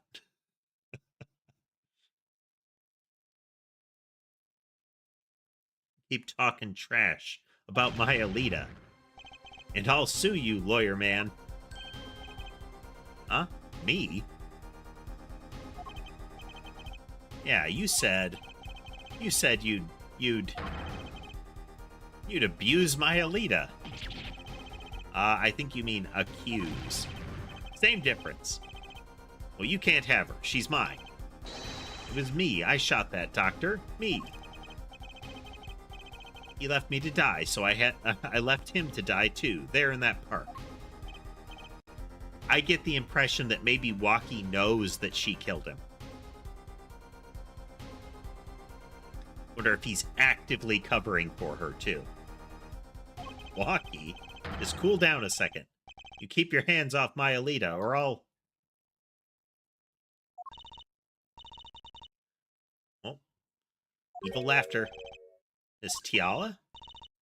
I'm sorry, it's been so long since I've laughed so hard. Something funny?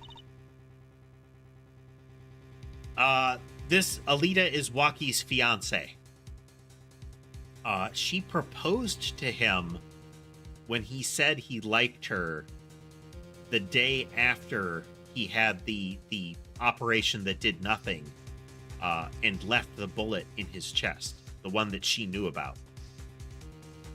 So she proposed to him expressly because she knew he was going to die within, half a year, with the goal of marrying him so that he would then die and leave her with access to all the monies. Waki, wake up and smell reality. Alita, baby? The signature on the chart, the engagement. I mean, come on. It's so obvious, even for a brainless, spoiled brat such as yourself. Alita, your honesty is like a breath of foul air, Fraulein. I wasn't getting out of this clean anyway.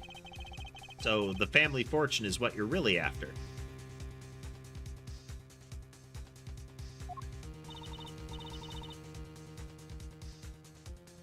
That's right, I wanted the money. No way, that's whack.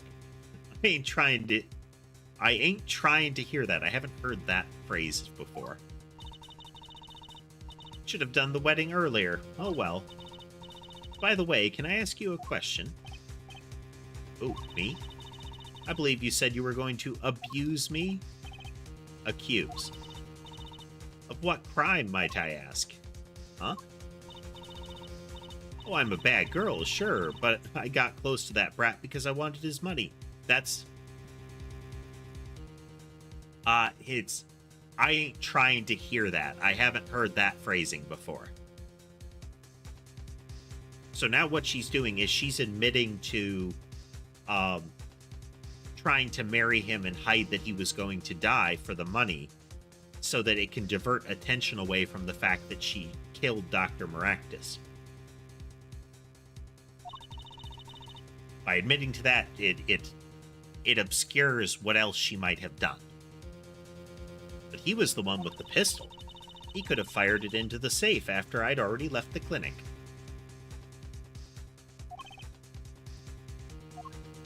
What? Waki also has a habit of, like, really forced use of that kind of slang. Like, really, really forced use. He is trying very hard to talk that way. Would never do a thing like that. It was definitely that silly brat. Wait, but what are you talking about? Trucy? You had the most to lose if that chart was found. But I didn't have a pistol now, did I? Well, you could have taken Waki's. You'd think he'd have mentioned that, no? All I've heard him say is, it was me, I shot him. That's only because he's trying to protect you. Sorry to intrude on this lovely conversation. But the two of you are forgetting one critical point. What point? Certainly the Fraulein wanted that chart. You assume she threatened the doctor into opening that safe, but then, wouldn't she have taken the chart? Oh. You see. That chart wouldn't have been left in that safe. Yeah, it's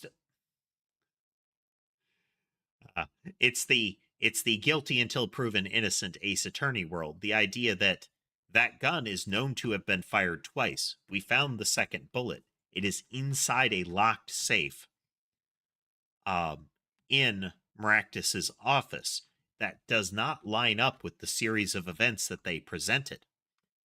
For Waki to have been the shooter, for the pistol to have been in his possession the whole time, would have required him to go to that office and, before the killing, fire a bullet into that safe, because after the killing, it doesn't make a lot of sense for him to walk up to an open safe, fire a shell into the back of the safe, and then close the door. Like, but that's not the problem. The problem is that they're like, oh yeah, but he could have still done it, so he did it. Case closed. That's right. Miss Tiala. Yes? It is clear to this court that you are not a very good fiancé. Oh, I'm flattered. Perhaps it's time you told us the truth. Tell us about yourself, including your actions and whereabouts on that day. Don't forget, we've proven that you were at the Maractus Clinic on the day of the crime.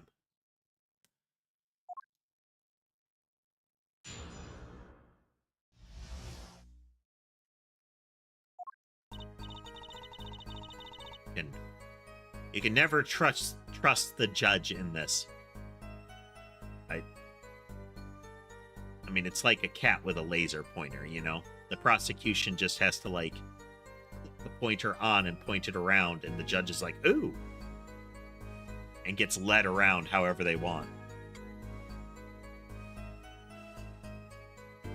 Franziska von Karma just whipped him whenever she wanted to do that.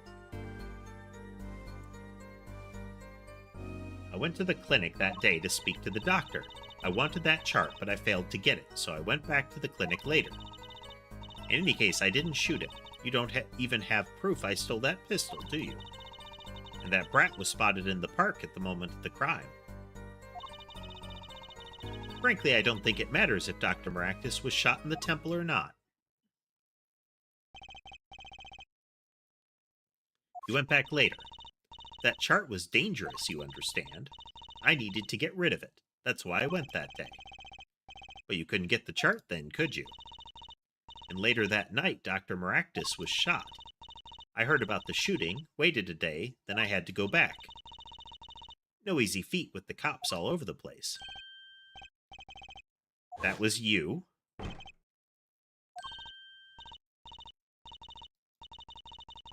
That sound, it came from behind the door. Now, one possibility is she didn't come back for the document at that time. She knew it was sealed inside the safe. She may have come back to try to hide some of the evidence. Or both. Because we do see gloved fingerprints on the safe combination pad. They heard somebody in there, and they could see somebody came in and left through the window. But yeah, pots turned over, quote-unquote juice glass and bottle on the floor.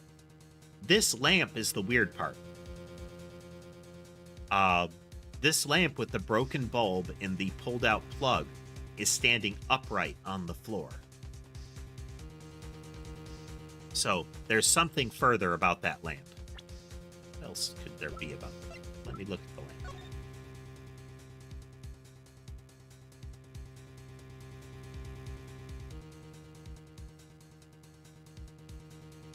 No, it's just the red marker on the lamp cord in the broken bulb.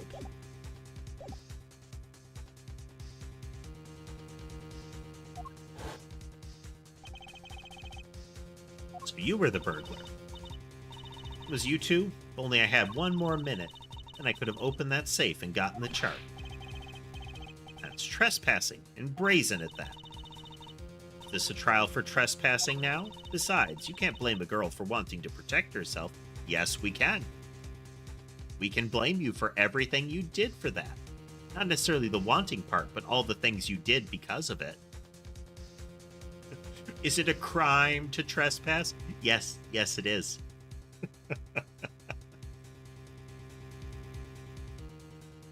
Oh, you're going to leave here in cuffs one way or another, ma'am.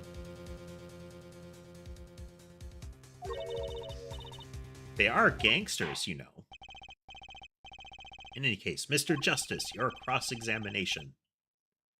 Admitting the little crime to avoid the big one, eh?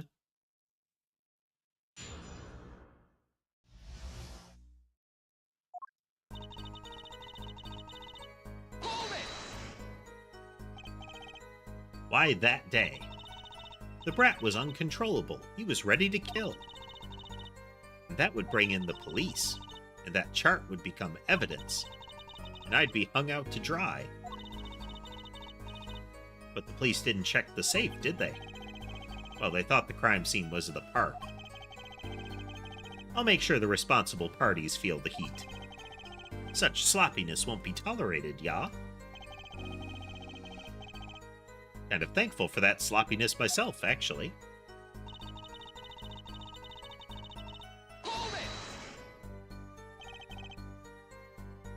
Later, when I heard what happened, well, I was too scared to do anything that day. So I waited until the day after. The 16th, was it?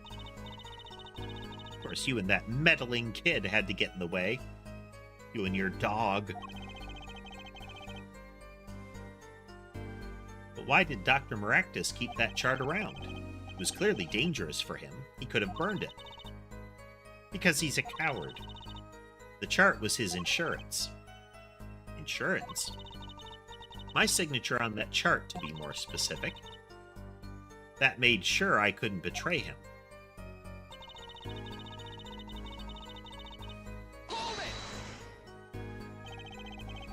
But you could have stolen it. Could have. Is this some new definition of proof?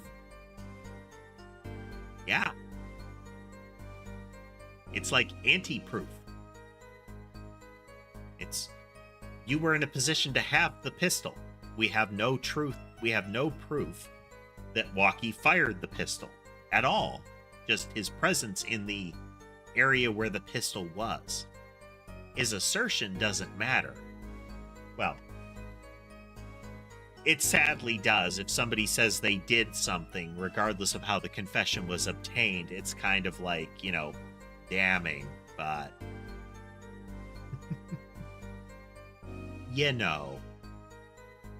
But Ace Attorney world, none of that matters.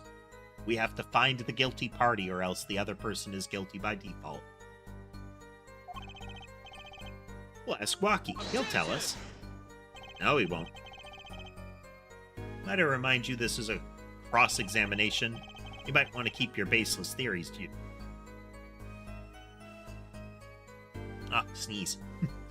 You might want to keep your baseless theories to yourself. You He's right, isn't he? Meh. Procedures.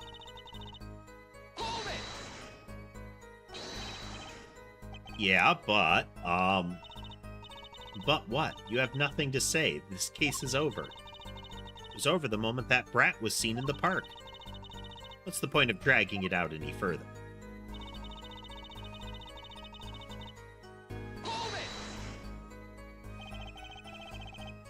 The doctor was shot in the right temple, yes? So it seems. Let's review the facts again, shall we?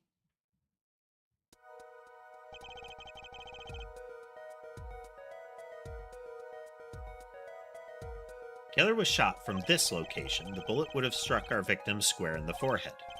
However, the entry wound was on the right temple. We heard testimony on this yesterday.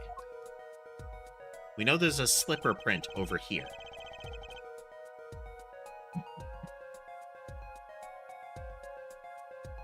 At the time of the shooting, the witness was standing here.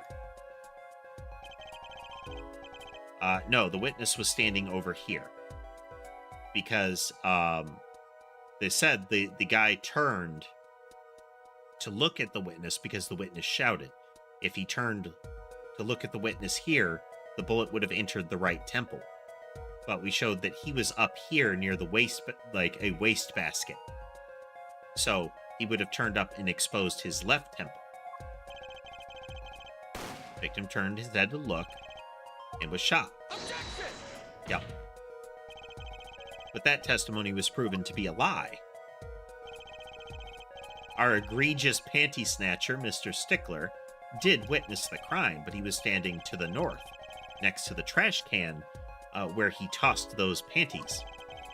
If Mr. Stickler shouted from this location, the bullet couldn't have hit his right temple. Silly attorney. Huh? You remember what you had for breakfast that morning? Do you remember, Trucy? I always have a glass of milk for breakfast. What matters is one thing. The doctor was shot in the right temple. If that's the case, there can only be one explanation. The panties guy was mistaken. Objection! But his location was proven. You can't write that off as him being mistaken. Objection! Then why don't you show us, Hair Forehead? Show you? Show you what? Must I explain everything? Very well, let's recap.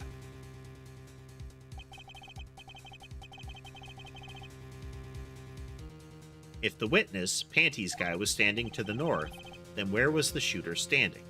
I'm gonna save it here. She is either adjacent to the cart or in the cart. I wonder if she's in the cart. Could that be why he took the cart? She threatens him at gunpoint. Oh, thanks for joining us, Brianna. Have a good night. She goes there, threatens him at gunpoint. She doesn't want to kill him there. She needs it to look like Waki did it. So she has him, she gets in the cart and forces him to take her to the park in the cart. Drives there. He turns to the side after, and she fires on him then. Alternately, and this doesn't explain why the cart, she is just beside the cart and fires through it. Like, through the curtains and what have you.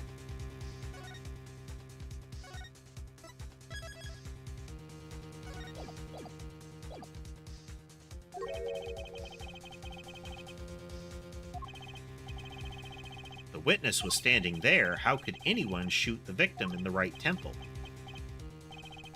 Laugh. I merely laid out the facts for us. It's up to the one possessing the shiny forehead to show us. This is like in Invader Zim, how they keep calling out that Dib has a big head. The description of the negative implication becomes more and more so as time progresses.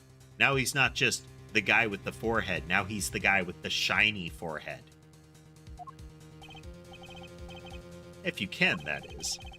Waki Kitaki was standing at the killer mark. Wesley Stickler was at the witness mark, and of course Paul Maractus was at the victim mark.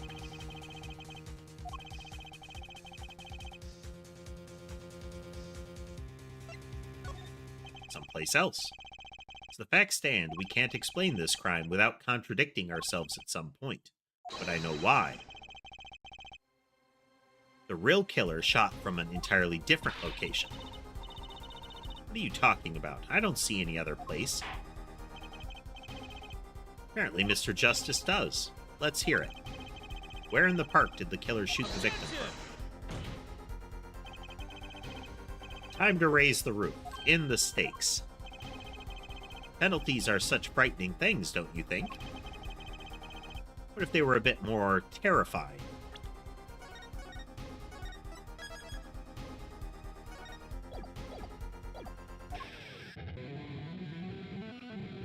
We have established that music is happening in the courtroom. His theme music and that air guitar music is happening. He has somebody with, like, you know, a cassette or a CD player doing that for him. Double penalty? Our forehead wishes to take us in a new direction. Then he must be ready for the challenges ahead. Why do you get to decide this? You're the prosecution, not the presiding judge. Challenge accepted. It's justice time, his internal monologue catchphrase. Are you sure, Apollo? The key is the witness, Mr. Stickler's testimony. We believe, and we know, if we believe that, and we know where he stood, and the victim turned when he shouted, there's only one place the killer could have been.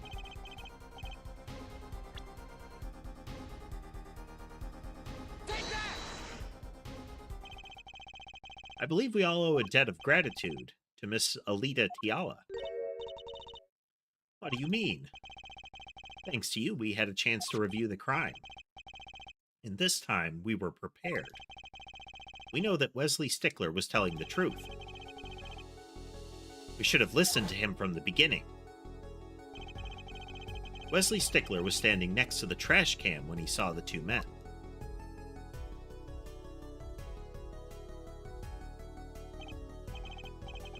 He shouted just as he told us in his testimony. You can see the DS era 3D technology at work here, including the system, or the rendering engine of the system, desperately working as hard as it can with these scenes, these super high frame rate scenes that we are being shown.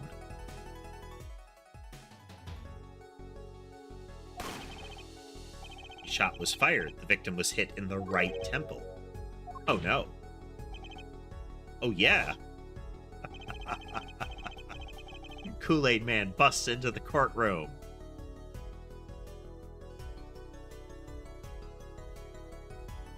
Another excellent crossover. Which direction was his right temple facing at the moment? That's right, towards the noodle stand. Gavel, gavel, gavel. So you're saying the killer was inside the noodle stand? Let's think about this a bit more, shall we? You say the killer was inside the noodle stand, which would mean the victim, Dr. Maractus, came to the park, wheeling his own murder in the cart behind him? It's the most ridiculous thing I've ever heard. I think you notice if you were pulling someone along. There's something we should worry about before that. Why was he pulling the noodle stand in the first place? Let's deal with our problems one at a time, shall we? Someone was hiding in the stand. We have not come this far to talk about possibilities. Let's talk about proof. Show us evidence that proves someone was in that stand.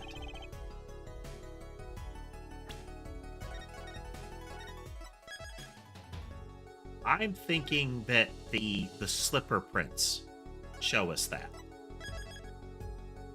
Make sure I saved. Want evidence that someone was in that stand? Well, too bad. Yeah.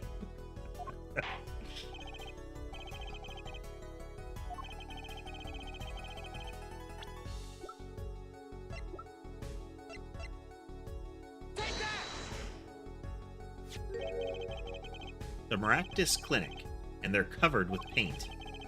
These slippers were found in a trash can near the crime scene. And a single slipper print was found at the scene. Yeah, it's hopped out of the cart, hit the ground once, and then got on the path. Right next to the noodle stand.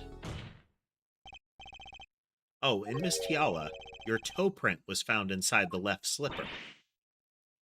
Yep, the foot that hit the ground. She very emphatically stepped in that slipper. This is proof you were inside that noodle stand. Eek. He's going to put a hole in that wall. Is there a penalty for damaging the courtroom, do you think? I bet there's not. I bet we would get in trouble if we punched a hole through the side of the courtroom. But he gets away with everything.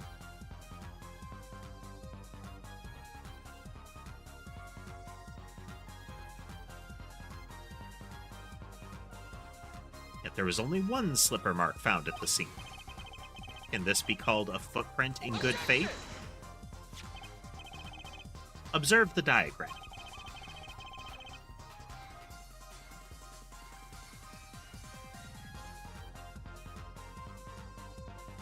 A park pathway runs right next to the slipper mark. A slipper wouldn't leave a trace on a cobblestone path. Yet you cannot say this is a footprint, Jan. Why not? You have an impression left by a single slipper. What if it was on the stand and simply fell to the ground? That's just dumb. One more thing. A noodle stand is typically cluttered with the tools of the noodle-making trade. There's no room for a person to ride in there. There's a pile of noodle bowls in the clinic. Yeah, she had him drive her to the place where she was going to execute him. That is a full-on drive you out into the desert and make you dig your own grave maneuver there.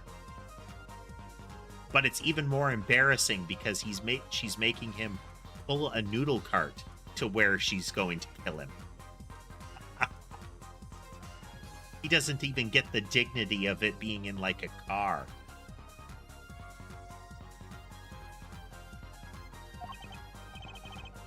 I have a point. Would someone have hidden in that stand?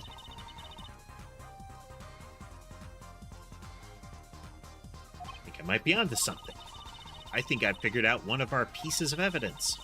In order to make room in the stand, some things would have had to be... Save it again, but we should be able to present the noodle bowl that we have been holding on to this whole case. You have proof that someone could have hidden in the stand? I can prove one thing. Someone did scheme to clear the space in that stand.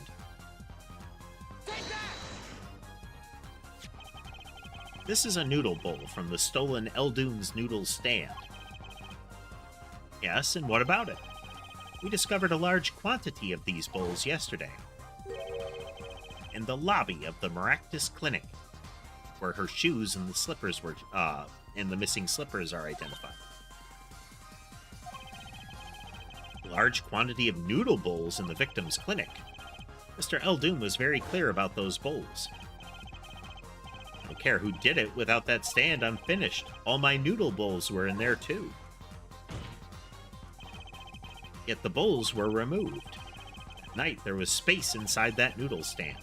Space created at the Maractus Clinic, no less. Right around the time that you were there, Miss Alita Tiala.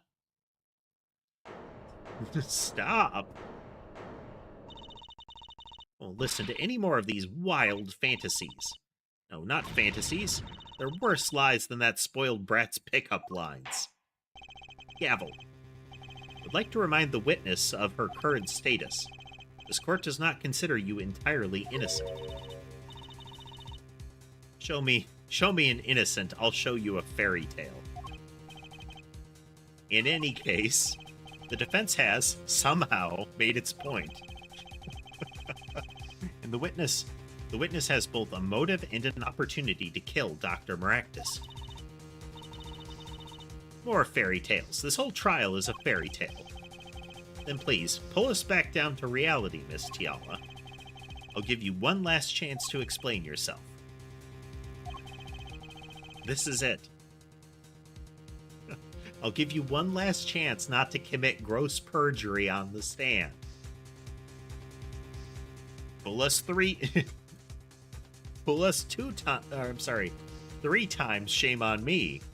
Pull us 4 times, shame on you.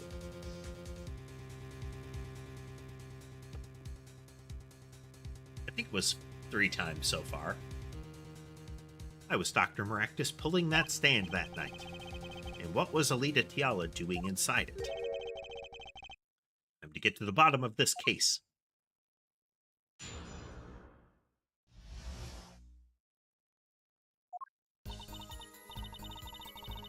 Alright, we're definitely nearing the end here. This is the, like, high-tension final music, you know?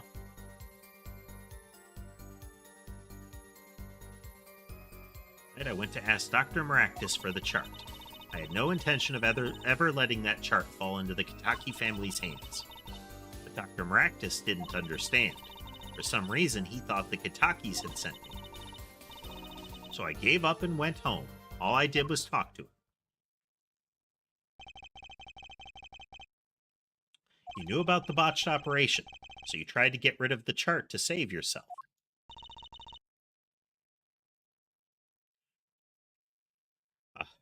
I gave up and went home, despite the evidence that I was in the park that night. You left out that part. That's the critical part, ma'am. I won't make excuses, and I did warn the good doctor. I gave him a chance. I told him that Brat got his health checkup report, and that he was coming to settle the score. I see. Very well, Mr. Justice, begin your cross-examination. Yes, Your Honor. This is the last testimony. This particular portion is actually annoying. I mean, normally you have to deal with the oddity that is the guilty until proven innocent system that we're dealing with in these games. So you get the weirdness where it's like, yeah, but there is now a other possibility, and if there's another possibility, or a similar possibility, then we can't say that the first one is certain. If there were 2 people at the park and the guy was shot and it seems uncertain how the first person shot him, then the second person could have shot him.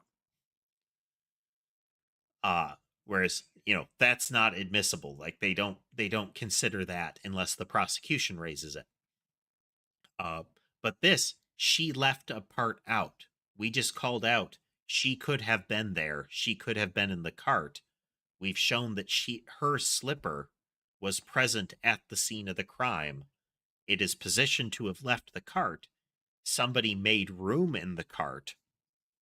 But the cart is not mentioned at all in her new testimony that is supposed to explain how she wasn't in the cart.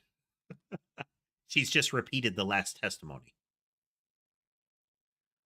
Whether I perceive the truth or it's over.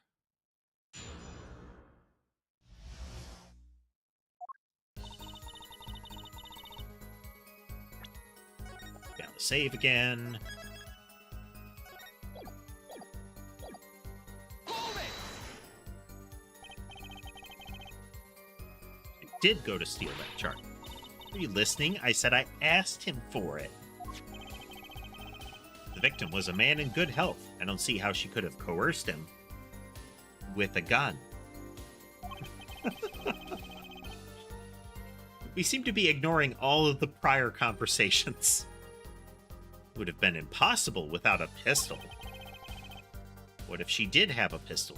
The pistol was there at the clinic. I mean, I wanted the chart, that much is true.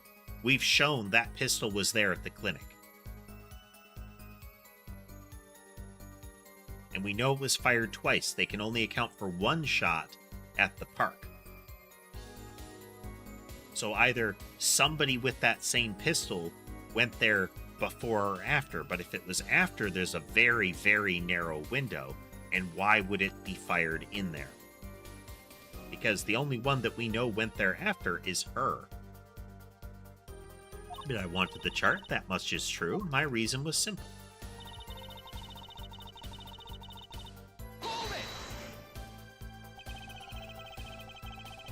Certainly would have put a damper on your wedding plans, I'd say. Not only that, if the Katakis had gotten the chart, I'd probably be with Dr. Maractus now, pulling that great noodle stand in the sky. Seems our witness was in a fix as well. Why would he want to die pulling a noodle stand? When I die, it will be by disappearing mysteriously in the middle of a magic act. Could we be a little less morbid, please?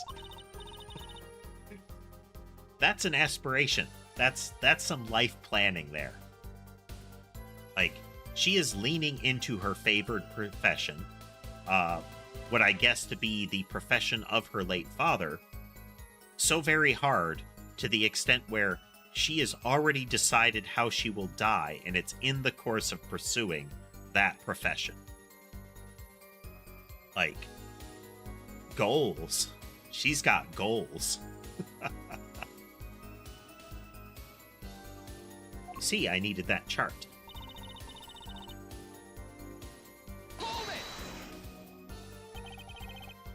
He didn't understand. He wouldn't listen to a word I was saying. The moment he saw me, he started to tremble. I thought, what a sad excuse for a man. Please don't smile like that anymore. It's creepy.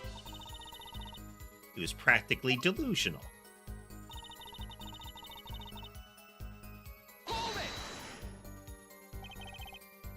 They sent you. He thought the Katakis had sent me to get the chart. It makes some sense. You are their son's fiancé. Don't make me laugh. The Katakis send me? They don't play that way.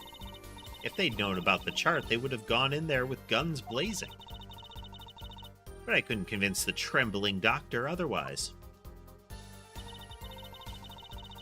So I gave up and went home. All I did was talk to him. That was really all that happened. What were all those noodle bowls doing there?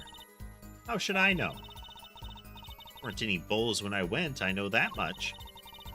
Why don't you let me be and go look for your killer someplace else, alright? Detect uncertainty there. This is my last chance. Any word from your bracelet? Yeah, actually, I felt it respond.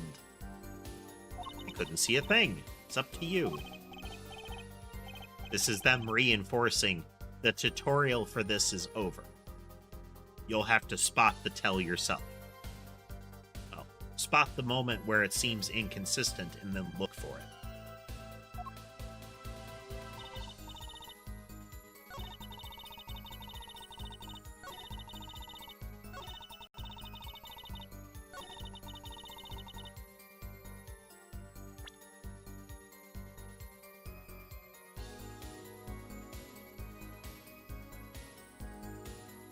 On the verge of sneezing. Nope, nope, nope, nope. There we go.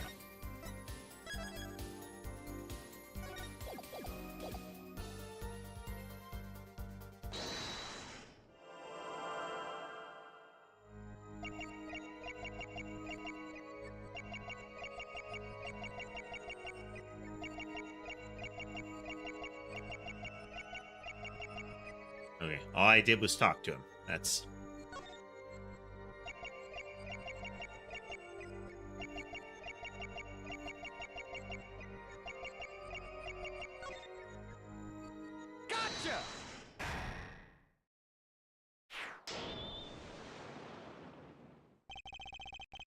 all I did was talk and lie.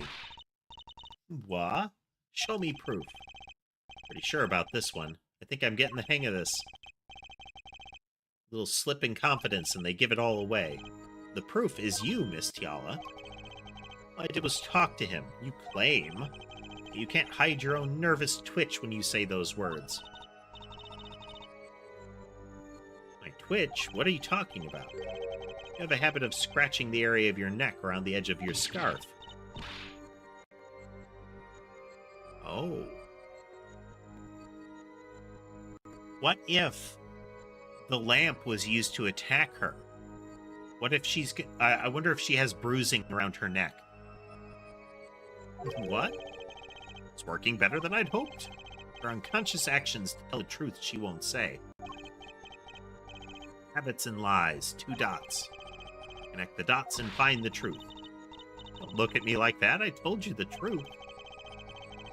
Seems that when you recall what really happened in that office, you can't keep your hands off your neck, can you?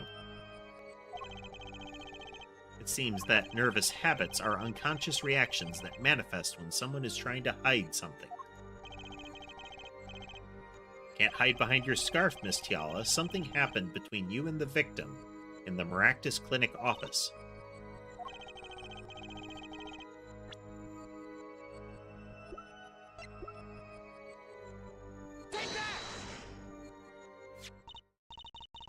What's that? Yeah. Somebody used the lamp as a weapon. You're touching your scarf again. There's something unusual about this lamp. The bulb is broken, and there's a red splotch on the cord. Eh? Seeing how you hide your neck, I think I can come up with a plausible explanation for the lamp's state. Spit it out. This talking in circles nonsense is killing me. Very well. The answer is very simple, Miss Alita Tiala. Please remove your scarf.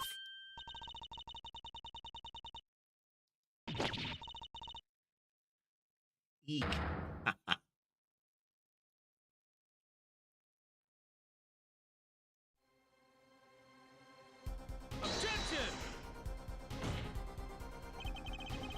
This is a trial to determine what happened in that park, yet we seem to have drifted off target. We'll find out soon enough if we're drifting, as soon as the witness removes her scarf. I won't do it. This is insane. I'm an unrelated third party. Can't order me to remove... Gavel. Miss Tiala, I'm afraid you've forgotten what's already been proven. What? You're hardly unrelated. Please remove your scarf. No. I knew it. So I was right, wasn't I, Miss Alita Tiala? Yep. That isn't your neck. That isn't what I think it is. Something did happen that night at the Maractus Clinic. You needed to get that chart back no matter what it took, even if you had to steal your fiancé's pistol to do it. But wait. Looking at this lamp in the witness's neck, looks like the very opposite happened. Exactly. The victim in the clinic that night wasn't this witness. Specifically, you tried to threaten Dr. Maractus and he attacked you. That's what happened that night at the Maractus Clinic.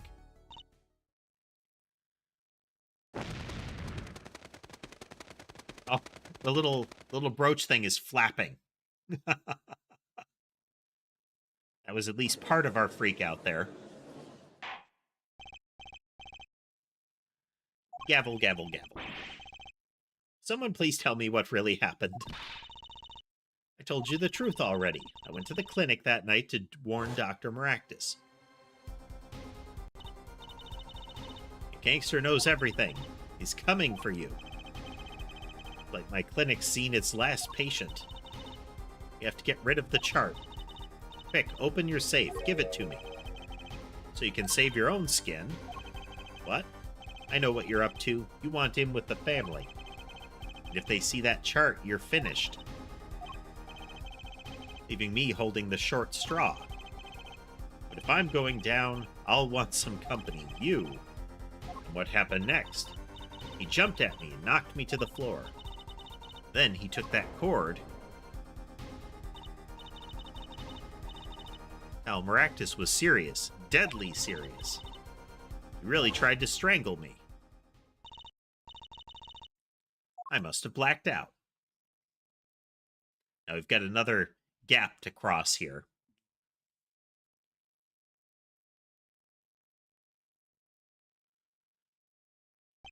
It's the thing that continues not to be explained is the noodle cart. The most bizarre aspect of the whole case. Why did the doctor bring a noodle cart to the park? He has a car. So you were the victim. And the red splotched on the cord was your lipstick. I didn't want to remember that night. That's why I didn't bring it up. There, are you happy now? Was out cold, almost killed. And you claim I then snuck into that noodle stand. We have a slipper print that matches the slipper with your footprint. You were at the park that night. But how could I?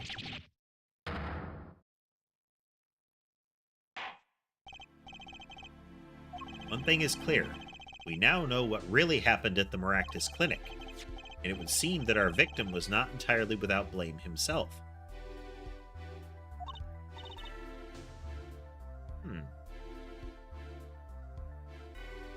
Well, it could be that she was loaded into the cart. Now again, the whole sequence of events is still questionable. I get so nervous just thinking of it. It's hard to breathe. I've told you everything. Can I go now? Can I go home now?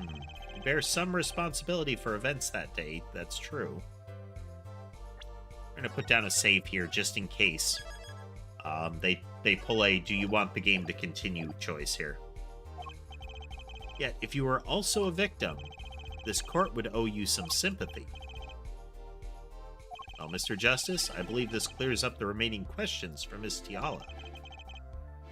When did this happen? Suddenly, everyone's sympathizing with her.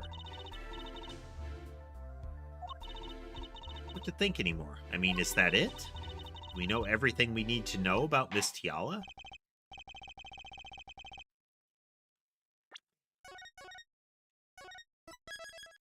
I feel like we're coming up to a do we want the game to continue question. Well, this finishes the cross-examination of...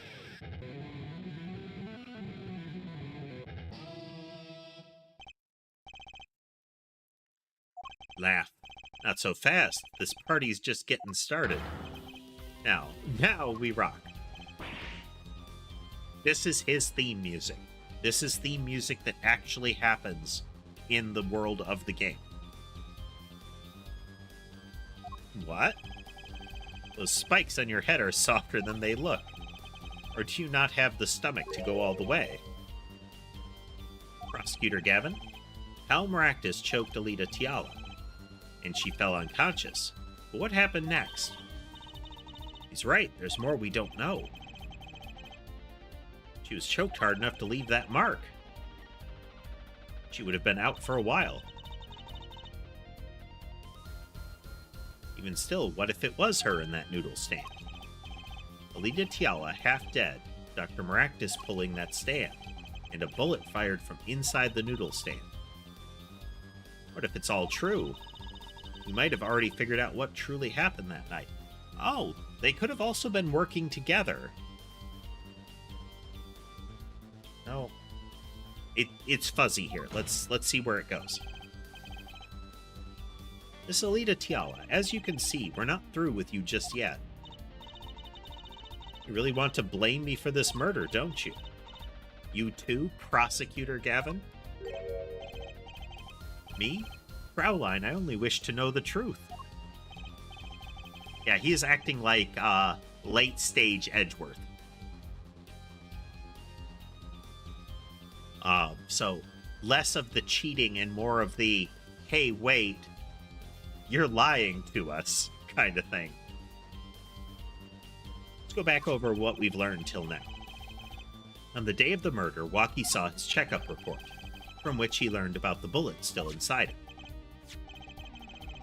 So he took a pistol from the family stash, with the intent to give Dr. Maractus some of his own medicine. And Miss Tiala heard about this from Waki, so she went on to the Maractus Clinic ahead of him. in order to get rid of the chart with her signature. But then, something happened.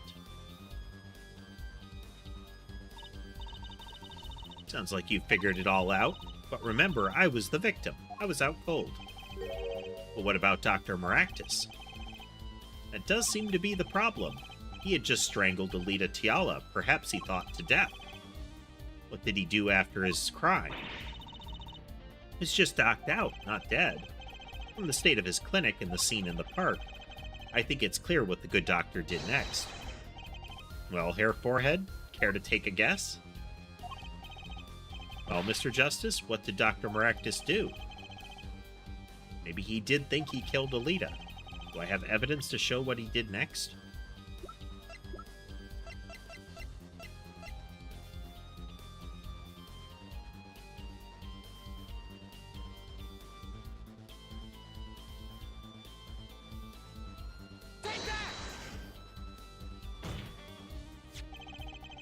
As his next move, Dr. Maractus stole Guy Eldoon's noodle stand. What? Killing me disturbed him that much? So much he randomly stole a noodle stand? Wasn't so random. Remember all the bowls in the clinic's foyer? Bowls that belonged inside that stand? I think it's pretty obvious, don't you? That stand was at the clinic. However, the question is, why did he remove the bowls? Maybe because the stand was heavy, or he wanted to put something in the stand in their place. Ah, wait, you don't mean... I do. Dr. Maractus did replace those bowls with something. Your corpse, Miss Tiala. My corpse? Dr. Maractus panicked. He thought he'd killed you. His next move would be to dispose of the body. That's crazy talk. They're all crazy. And let's think about it, logically. The doctor had a place to dispose of you in mind. But on his way there, who should he run into but the defendant, Walkie Kitaki? I question your logic. What's this, Prosecutor Gavin? The park is a dead end. Why would he head in that direction to begin with? Let's check something real quick here. The river.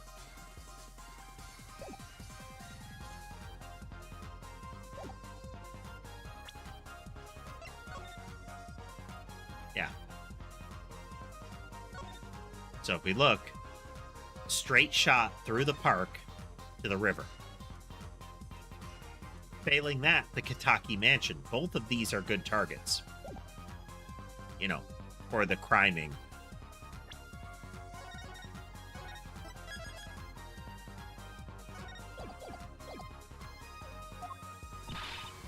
That's right. He had no reason to go there.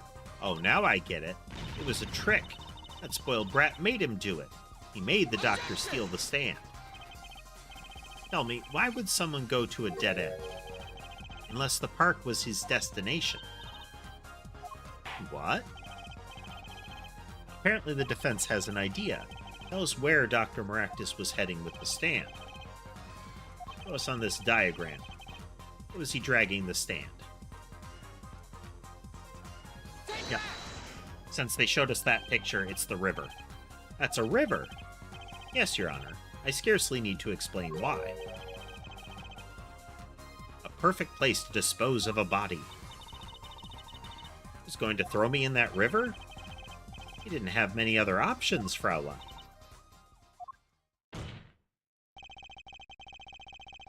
I believe this clears up all the remaining questions. The victim pulling the stand and the defendant before him.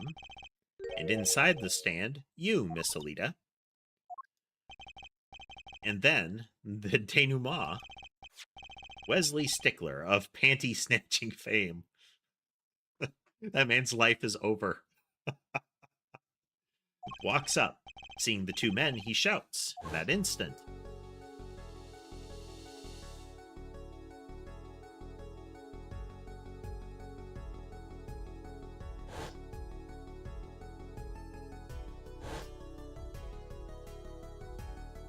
I like how the animation almost implies that the cart blows apart when she wakes up.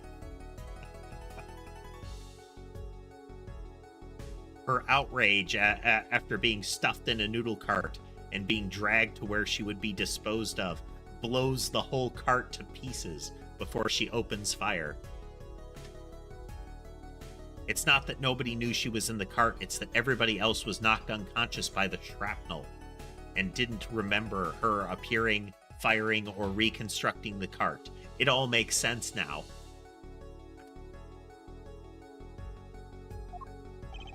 So I shot him. You were the only one who could have stolen Walkie's pistol. It had to be you.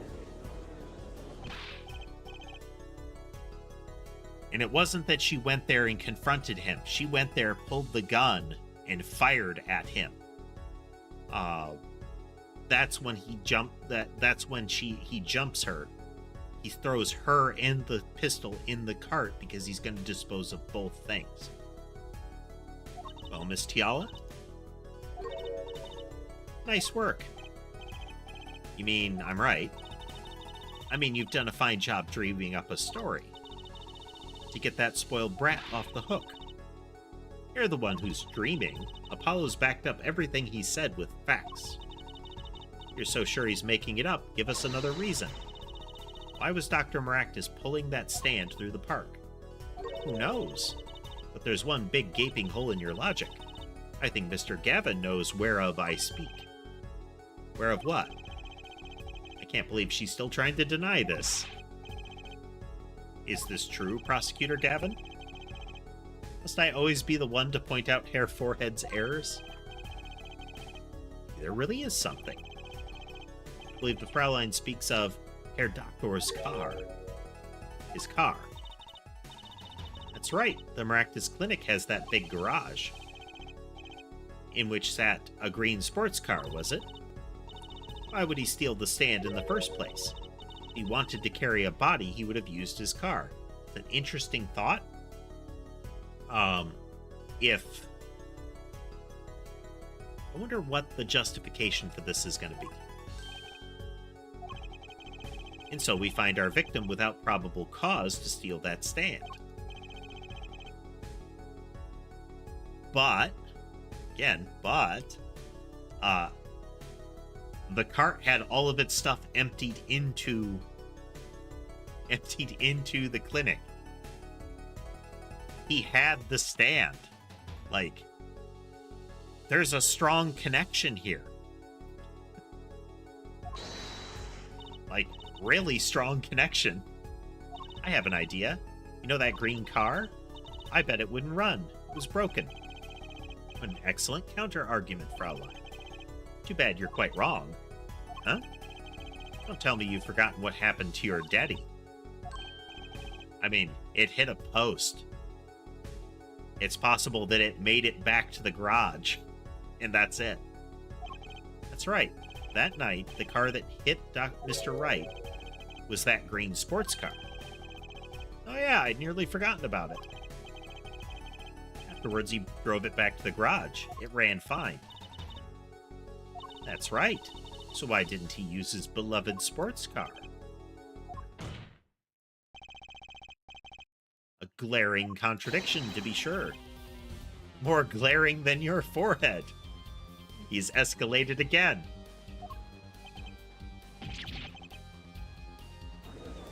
No, leave my forehead alone.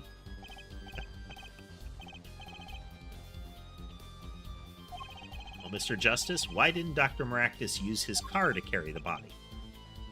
Is that a groan of surrender I hear? Some advice. Now's a good time to review all you know. So one of the things Gavin called out is he wanted to see who it was that put his brother in jail. Apollo was originally employed by Gavin's brother, Christoph. Effectively his twin brother. They're either it's coincidence or they're identical twins. So again, there's not this active hostility that we see in others. Prosecutor Godot, for as cool as he might have been, his motivation was terrible. Like, his behavior and his motivation felt like they were completely out of sync. Clavier, so far, it seems to be going better on that front. Everything you've learned over the last 2 days. Everything I've learned.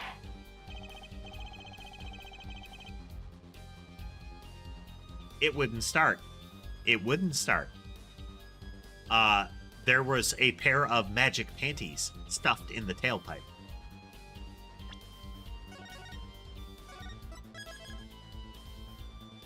I do so want it to be this. This contradiction casts doubt on your entire case. This is truly your last chance. Defense will explain what happened that night. The car didn't run. I have an idea. It's all coming together. They made a point of calling out the case where the panties, that a cloth was stuffed in a tailpipe and it became substantial evidence that the panties were hidden in the tailpipe, and I think they mentioned that it would prevent a car from running properly. At night, Dr. Maractus couldn't use his car. You're making even less sense than usual. Not according to my information, Miss Tiala. Put one and one together and the explanation is simple. If it's so simple, perhaps you can show us some evidence. Show us proof why the car wouldn't run.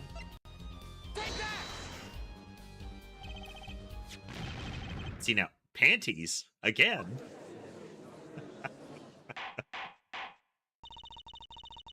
All sorts of things come out of my panties. Yeah, this is going to be a, I have a feeling this is going to be a running gag.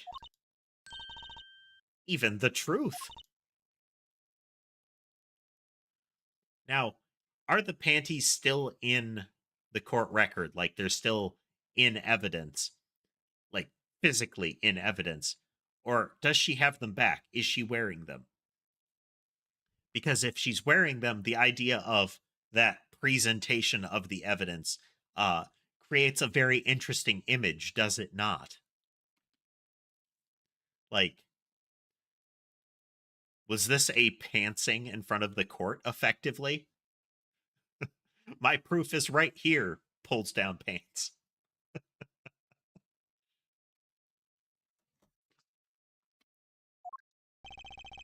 Another crime was committed the night of the murder. The theft of these panties. The latest in a string of similar thefts, actually. But that night, the snatcher was caught in the act. A brave young girl chased the thief until he hid in the Maractus Clinic garage. What? The snatcher hid the panties before running. Perhaps someone in this court remembers where he hid them. Weren't they found in the car's exhaust pipe? Exactly. By the way, I learned something yesterday. A very important piece of information. And I learned it from you, Prosecutor Gavin. So you're here investigating? I was on my way home when my hog gave up the ghost. Your hog. My motorcycle won't start. A clogged exhaust pipe. Too bad. Looked like such a nice bike, too. Hard to believe that it could break from just that. Cars, motorbikes, they're all the same. Yep. They called this out specifically. I like that. I like it when they do this kind of thing. It's your Chekhov's gun kind of principle. It's, you don't mention or, like, call out a piece of information unless you intend to use it in some fashion. Like, there needs to be closure for that kind of thing. Clog the exhaust and they won't run. How interesting. While Miss Tiala and the doctor were struggling, the panty snatchers snuck into the Maractus garage. From that time until the time we found these, that car wouldn't stop. What? That's why Dr. Maractus had to use the noodle stand. It was the next closest thing he could think of.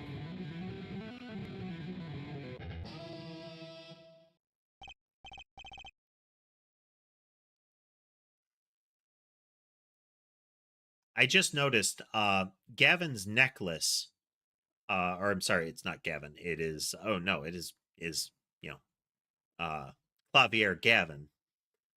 His G necklace, paired with the fact that his hair has that kind of down the left spike, it is a very angular yin yang. With his hair having the spike visually down the right, and the necklace having the spike visually up the left. This wraps your doubts up quite nicely, I think. Pause. So it does. Oh. She had her freak out, now it's a full admission. Where am I? So dark, I can't see. I'm cramped. The pain, my throat's burning. What's your problem? You, Doc, I know what you did. Walkie? You lied to me, so you know what I'm gonna do? I'm gonna give you a taste of your own medicine, man. Wait, let me explain. Fine, I'll give you your last request. Listen, you're being tricked, but not how you think. Yeah, he's about to spill the beans on her actions. It's not just me. No, he'll ruin everything. I have to stop it.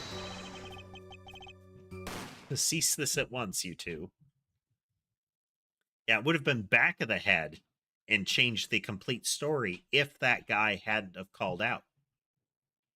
If Stickler hadn't shouted, it would have been much harder to pin it on Walkie because it was back of the head, and doesn't line up with doesn't line up with a possible shot from his position at all.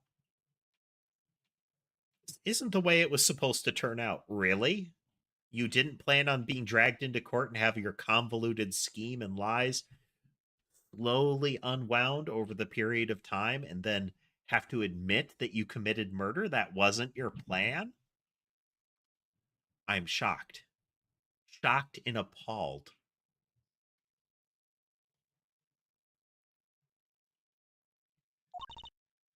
Oh well, too bad.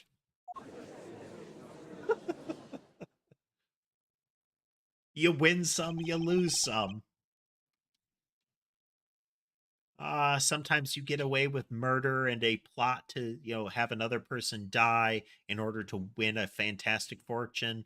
And sometimes you get convicted of murder. It's just the way it goes.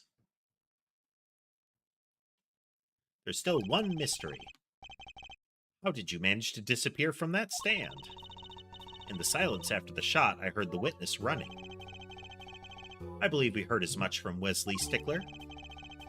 He went to use a public phone to inform the police, which is when I made my escape.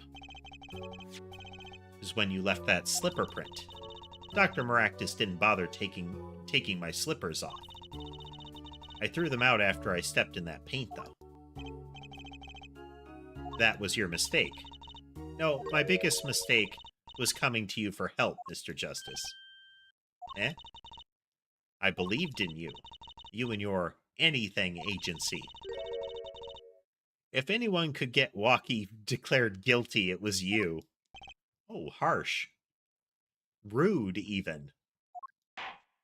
Gavel.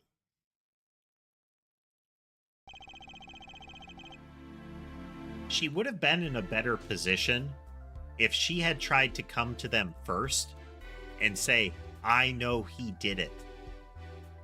Like, if she had jumped out in front and said, I saw him do it that night, it probably would have turned out worse for him. Because he was more than willing to take the blame for street cred. Having the delay, having her show up later to give them more and more time to look into it, made things worse and worse. I believe we've reached a conclusion of sorts. Prosecutor Gavin, how is Miss Alita Tiala doing? She's confessed to everything. We're processing her arrest now. Prosecutor Gavin sure seems calm for someone who just lost. I think he already knew. He figured out she was the killer a while ago.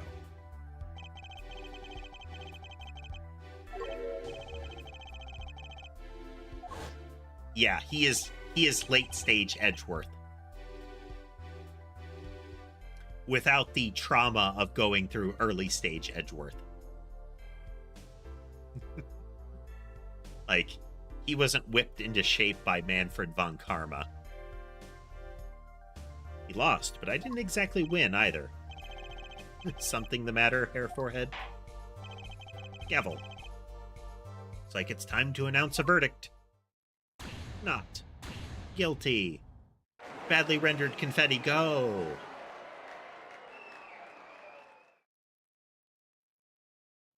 Of all the things, like, the prior trilogy remastered the confetti. Other games have remastered the confetti. This trilogy did not. Why did they not? It looks so bad. Court is adjourned. Like, all the other art updated. I wonder if that particular scene is in a format that made it difficult. Like, maybe it was a fixed little video image and they couldn't pull it apart.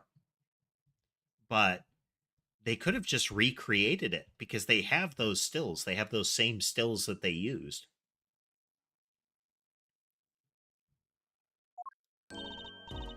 Great job, Apollo. You did it. Her little happy bounce is cute. Yeah, we did, somehow. Walkie's off the hook. Free to become the gangster he's always wanted to be.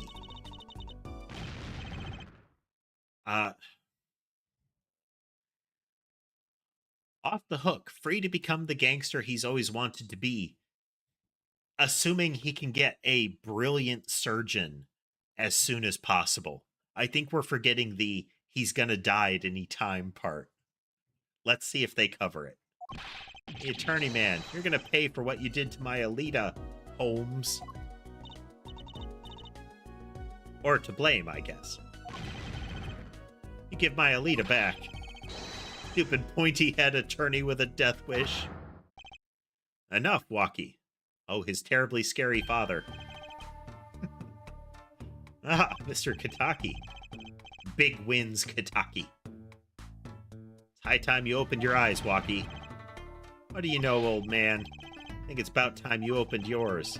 Giving up the life, trying to become some kind of businessman. Don't talk about what you don't understand, Walkie. I'm afraid the guard is going to throw them both out. If not in jail, wouldn't that be a happy ending? Well, maybe we can help them out. We know why Mr. Kitaki needs to make so much money. Oh, he's... As soon as they heard about Walkie's injury, they had a hard pivot, and that's because they're trying to get a renowned doctor or something like that. They're trying to get him to somebody who can save his life. So I think the X-ray is what we need to present. Oh, Walkie, Apollo has something to tell you. I do? Way to put me on the spot. What's that? Show him the reason why, Apollo. Why is Mr. Kitaki trying to become a businessman? Think about it, Walkie. Think about your condition. They are addressing it. Excellent. I talked with your mother, Little Plum, yesterday. It pays, but we need a lot of money right now. Clean money, that is. Oh.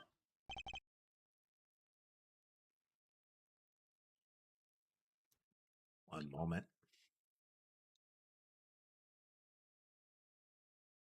The one thing I forgot to do didn't come up until just now. She doesn't mean you aren't really, are you? Wow. He looks a lot better when he's not in poser mode, doesn't he? I searched the globe and I found one.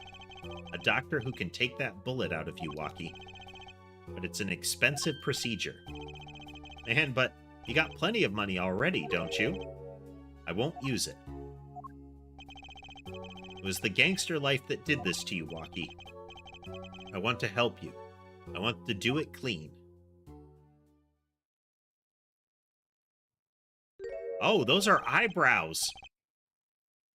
I thought they were like dramatic shadows on his face. Those are gigantic eyebrows. That's amazing. He has such nice little itty bitty eyes. That is really good design. I mean, look at that. It's with those as his eyebrows, it was always his eyes are like heavily lidded, like he's always like he's not looking straight at you. But it also created that appearance of his eyes were entirely in shadow. It gave him a really sinister, intimidating look.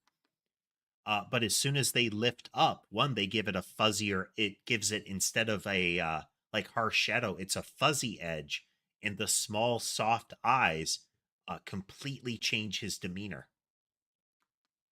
That's really cool. That's really cool. He went from sinister gangster to caring father by opening his eyes. That's neat. That's well done.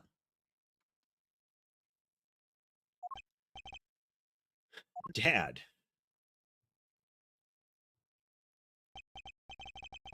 Man, I see how it is, old man. Always you looking out out for Walkie. Listen good, old man. One day I'm gonna take you out. Then we'll see who's the OG. You try to hide in your business suit, I'll find you. Stupid old geezer. Walkie. No, it's as it should be. Mr. Kataki. I liked him more without the puppy dog eyes. I'm glad to have met you. I'm not so good with words, but I know a professional job when I see one. Thank you. Ooh, me? I don't think... Someday, I'll bake you one of our latest, the Kataki lime pie.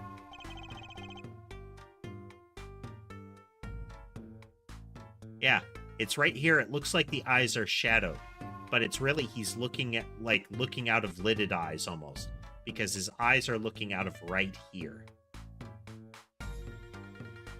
That is such good art there. It's opening a pie shop. So long. And he was gone. Well, let's head back, Apollo, to the Right Anything Agency. Hey, since when do I work at your agency? Aw, we make a good team. Don't just stand there, let's get going. Why not? She did help me out. And there's a few questions that still need answers. Like this power of mine that she showed me. And my bracelet. If anyone can help me figure it out, it's her.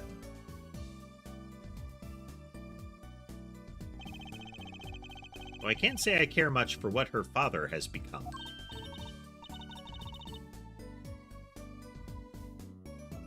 Well, that's right. We have to go someplace first.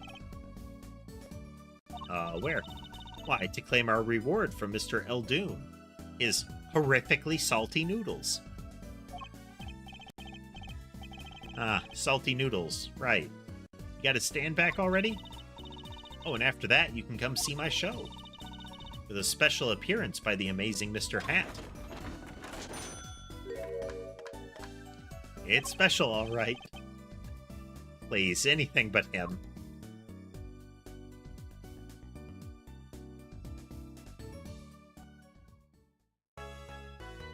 He's supposed to be a fox, Abaddon. The Kataki family has a lot of, like, fox imagery, like a kind of traditional-looking, stylized fox on their emblems. Kataki's family logo on his apron is a cartoon fox with the magic leaf on its forehead. And then Walkie has foxes on his jacket, and then his hair tufts like fox ears.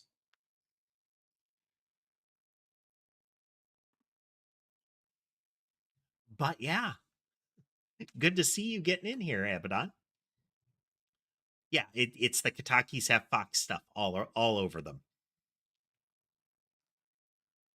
That was a good one. That was a good episode.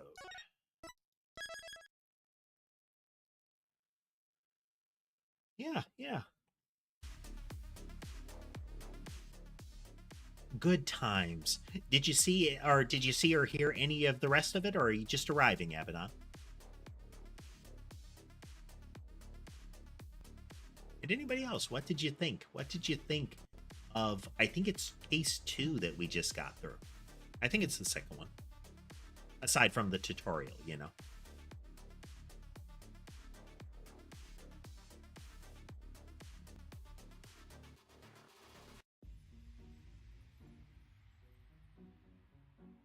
Beverage.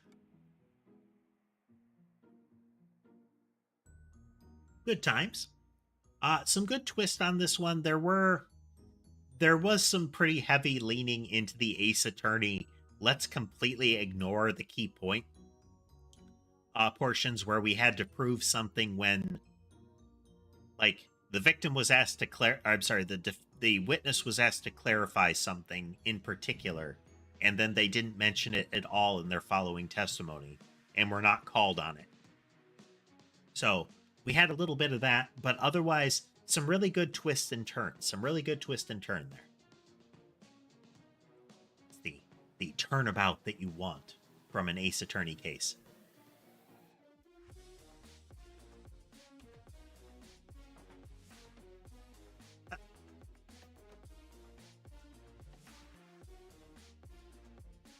I do like it when when you can do that.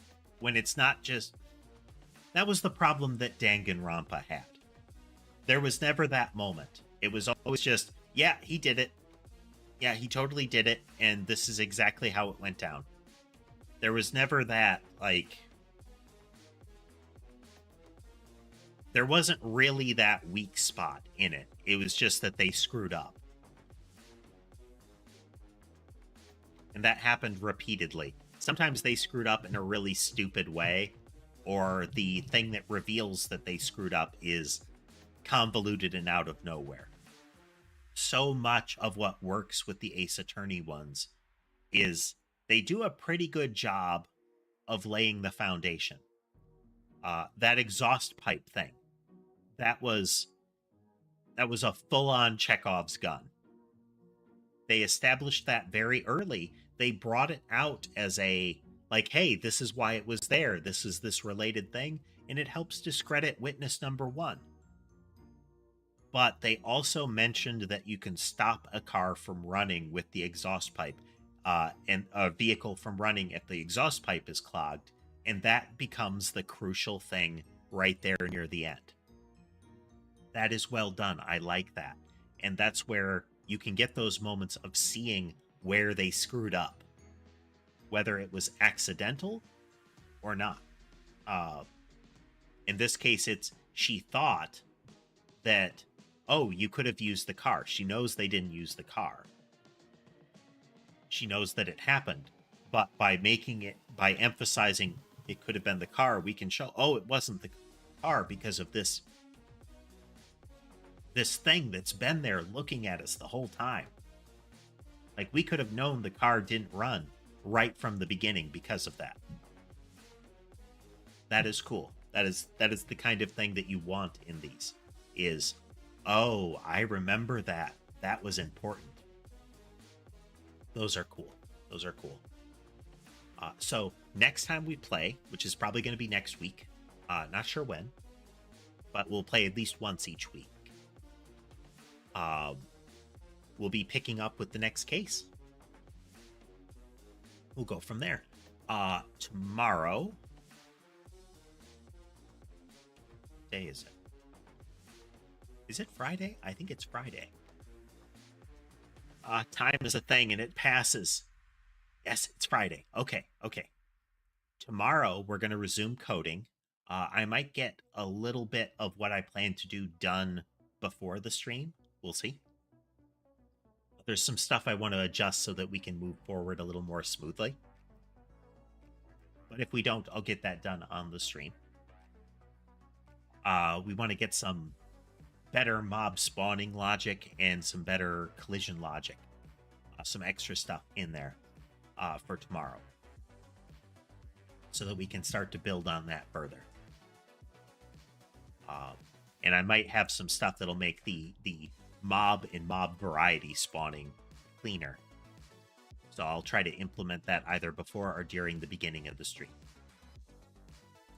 Then on Sunday, we're going to resume our story reading streams. There is a game called The Longing that we're going to use as a vehicle for that. It is a game that features both a 400-day in-game time span to complete it, but additionally, and more importantly, it features a library of public domain books that we can read from. So that'll be a thing that we're going to try to do again. We did read The King in Yellow previously on stream, and I want to try to do some of those again. Could be fun. Nice and casual.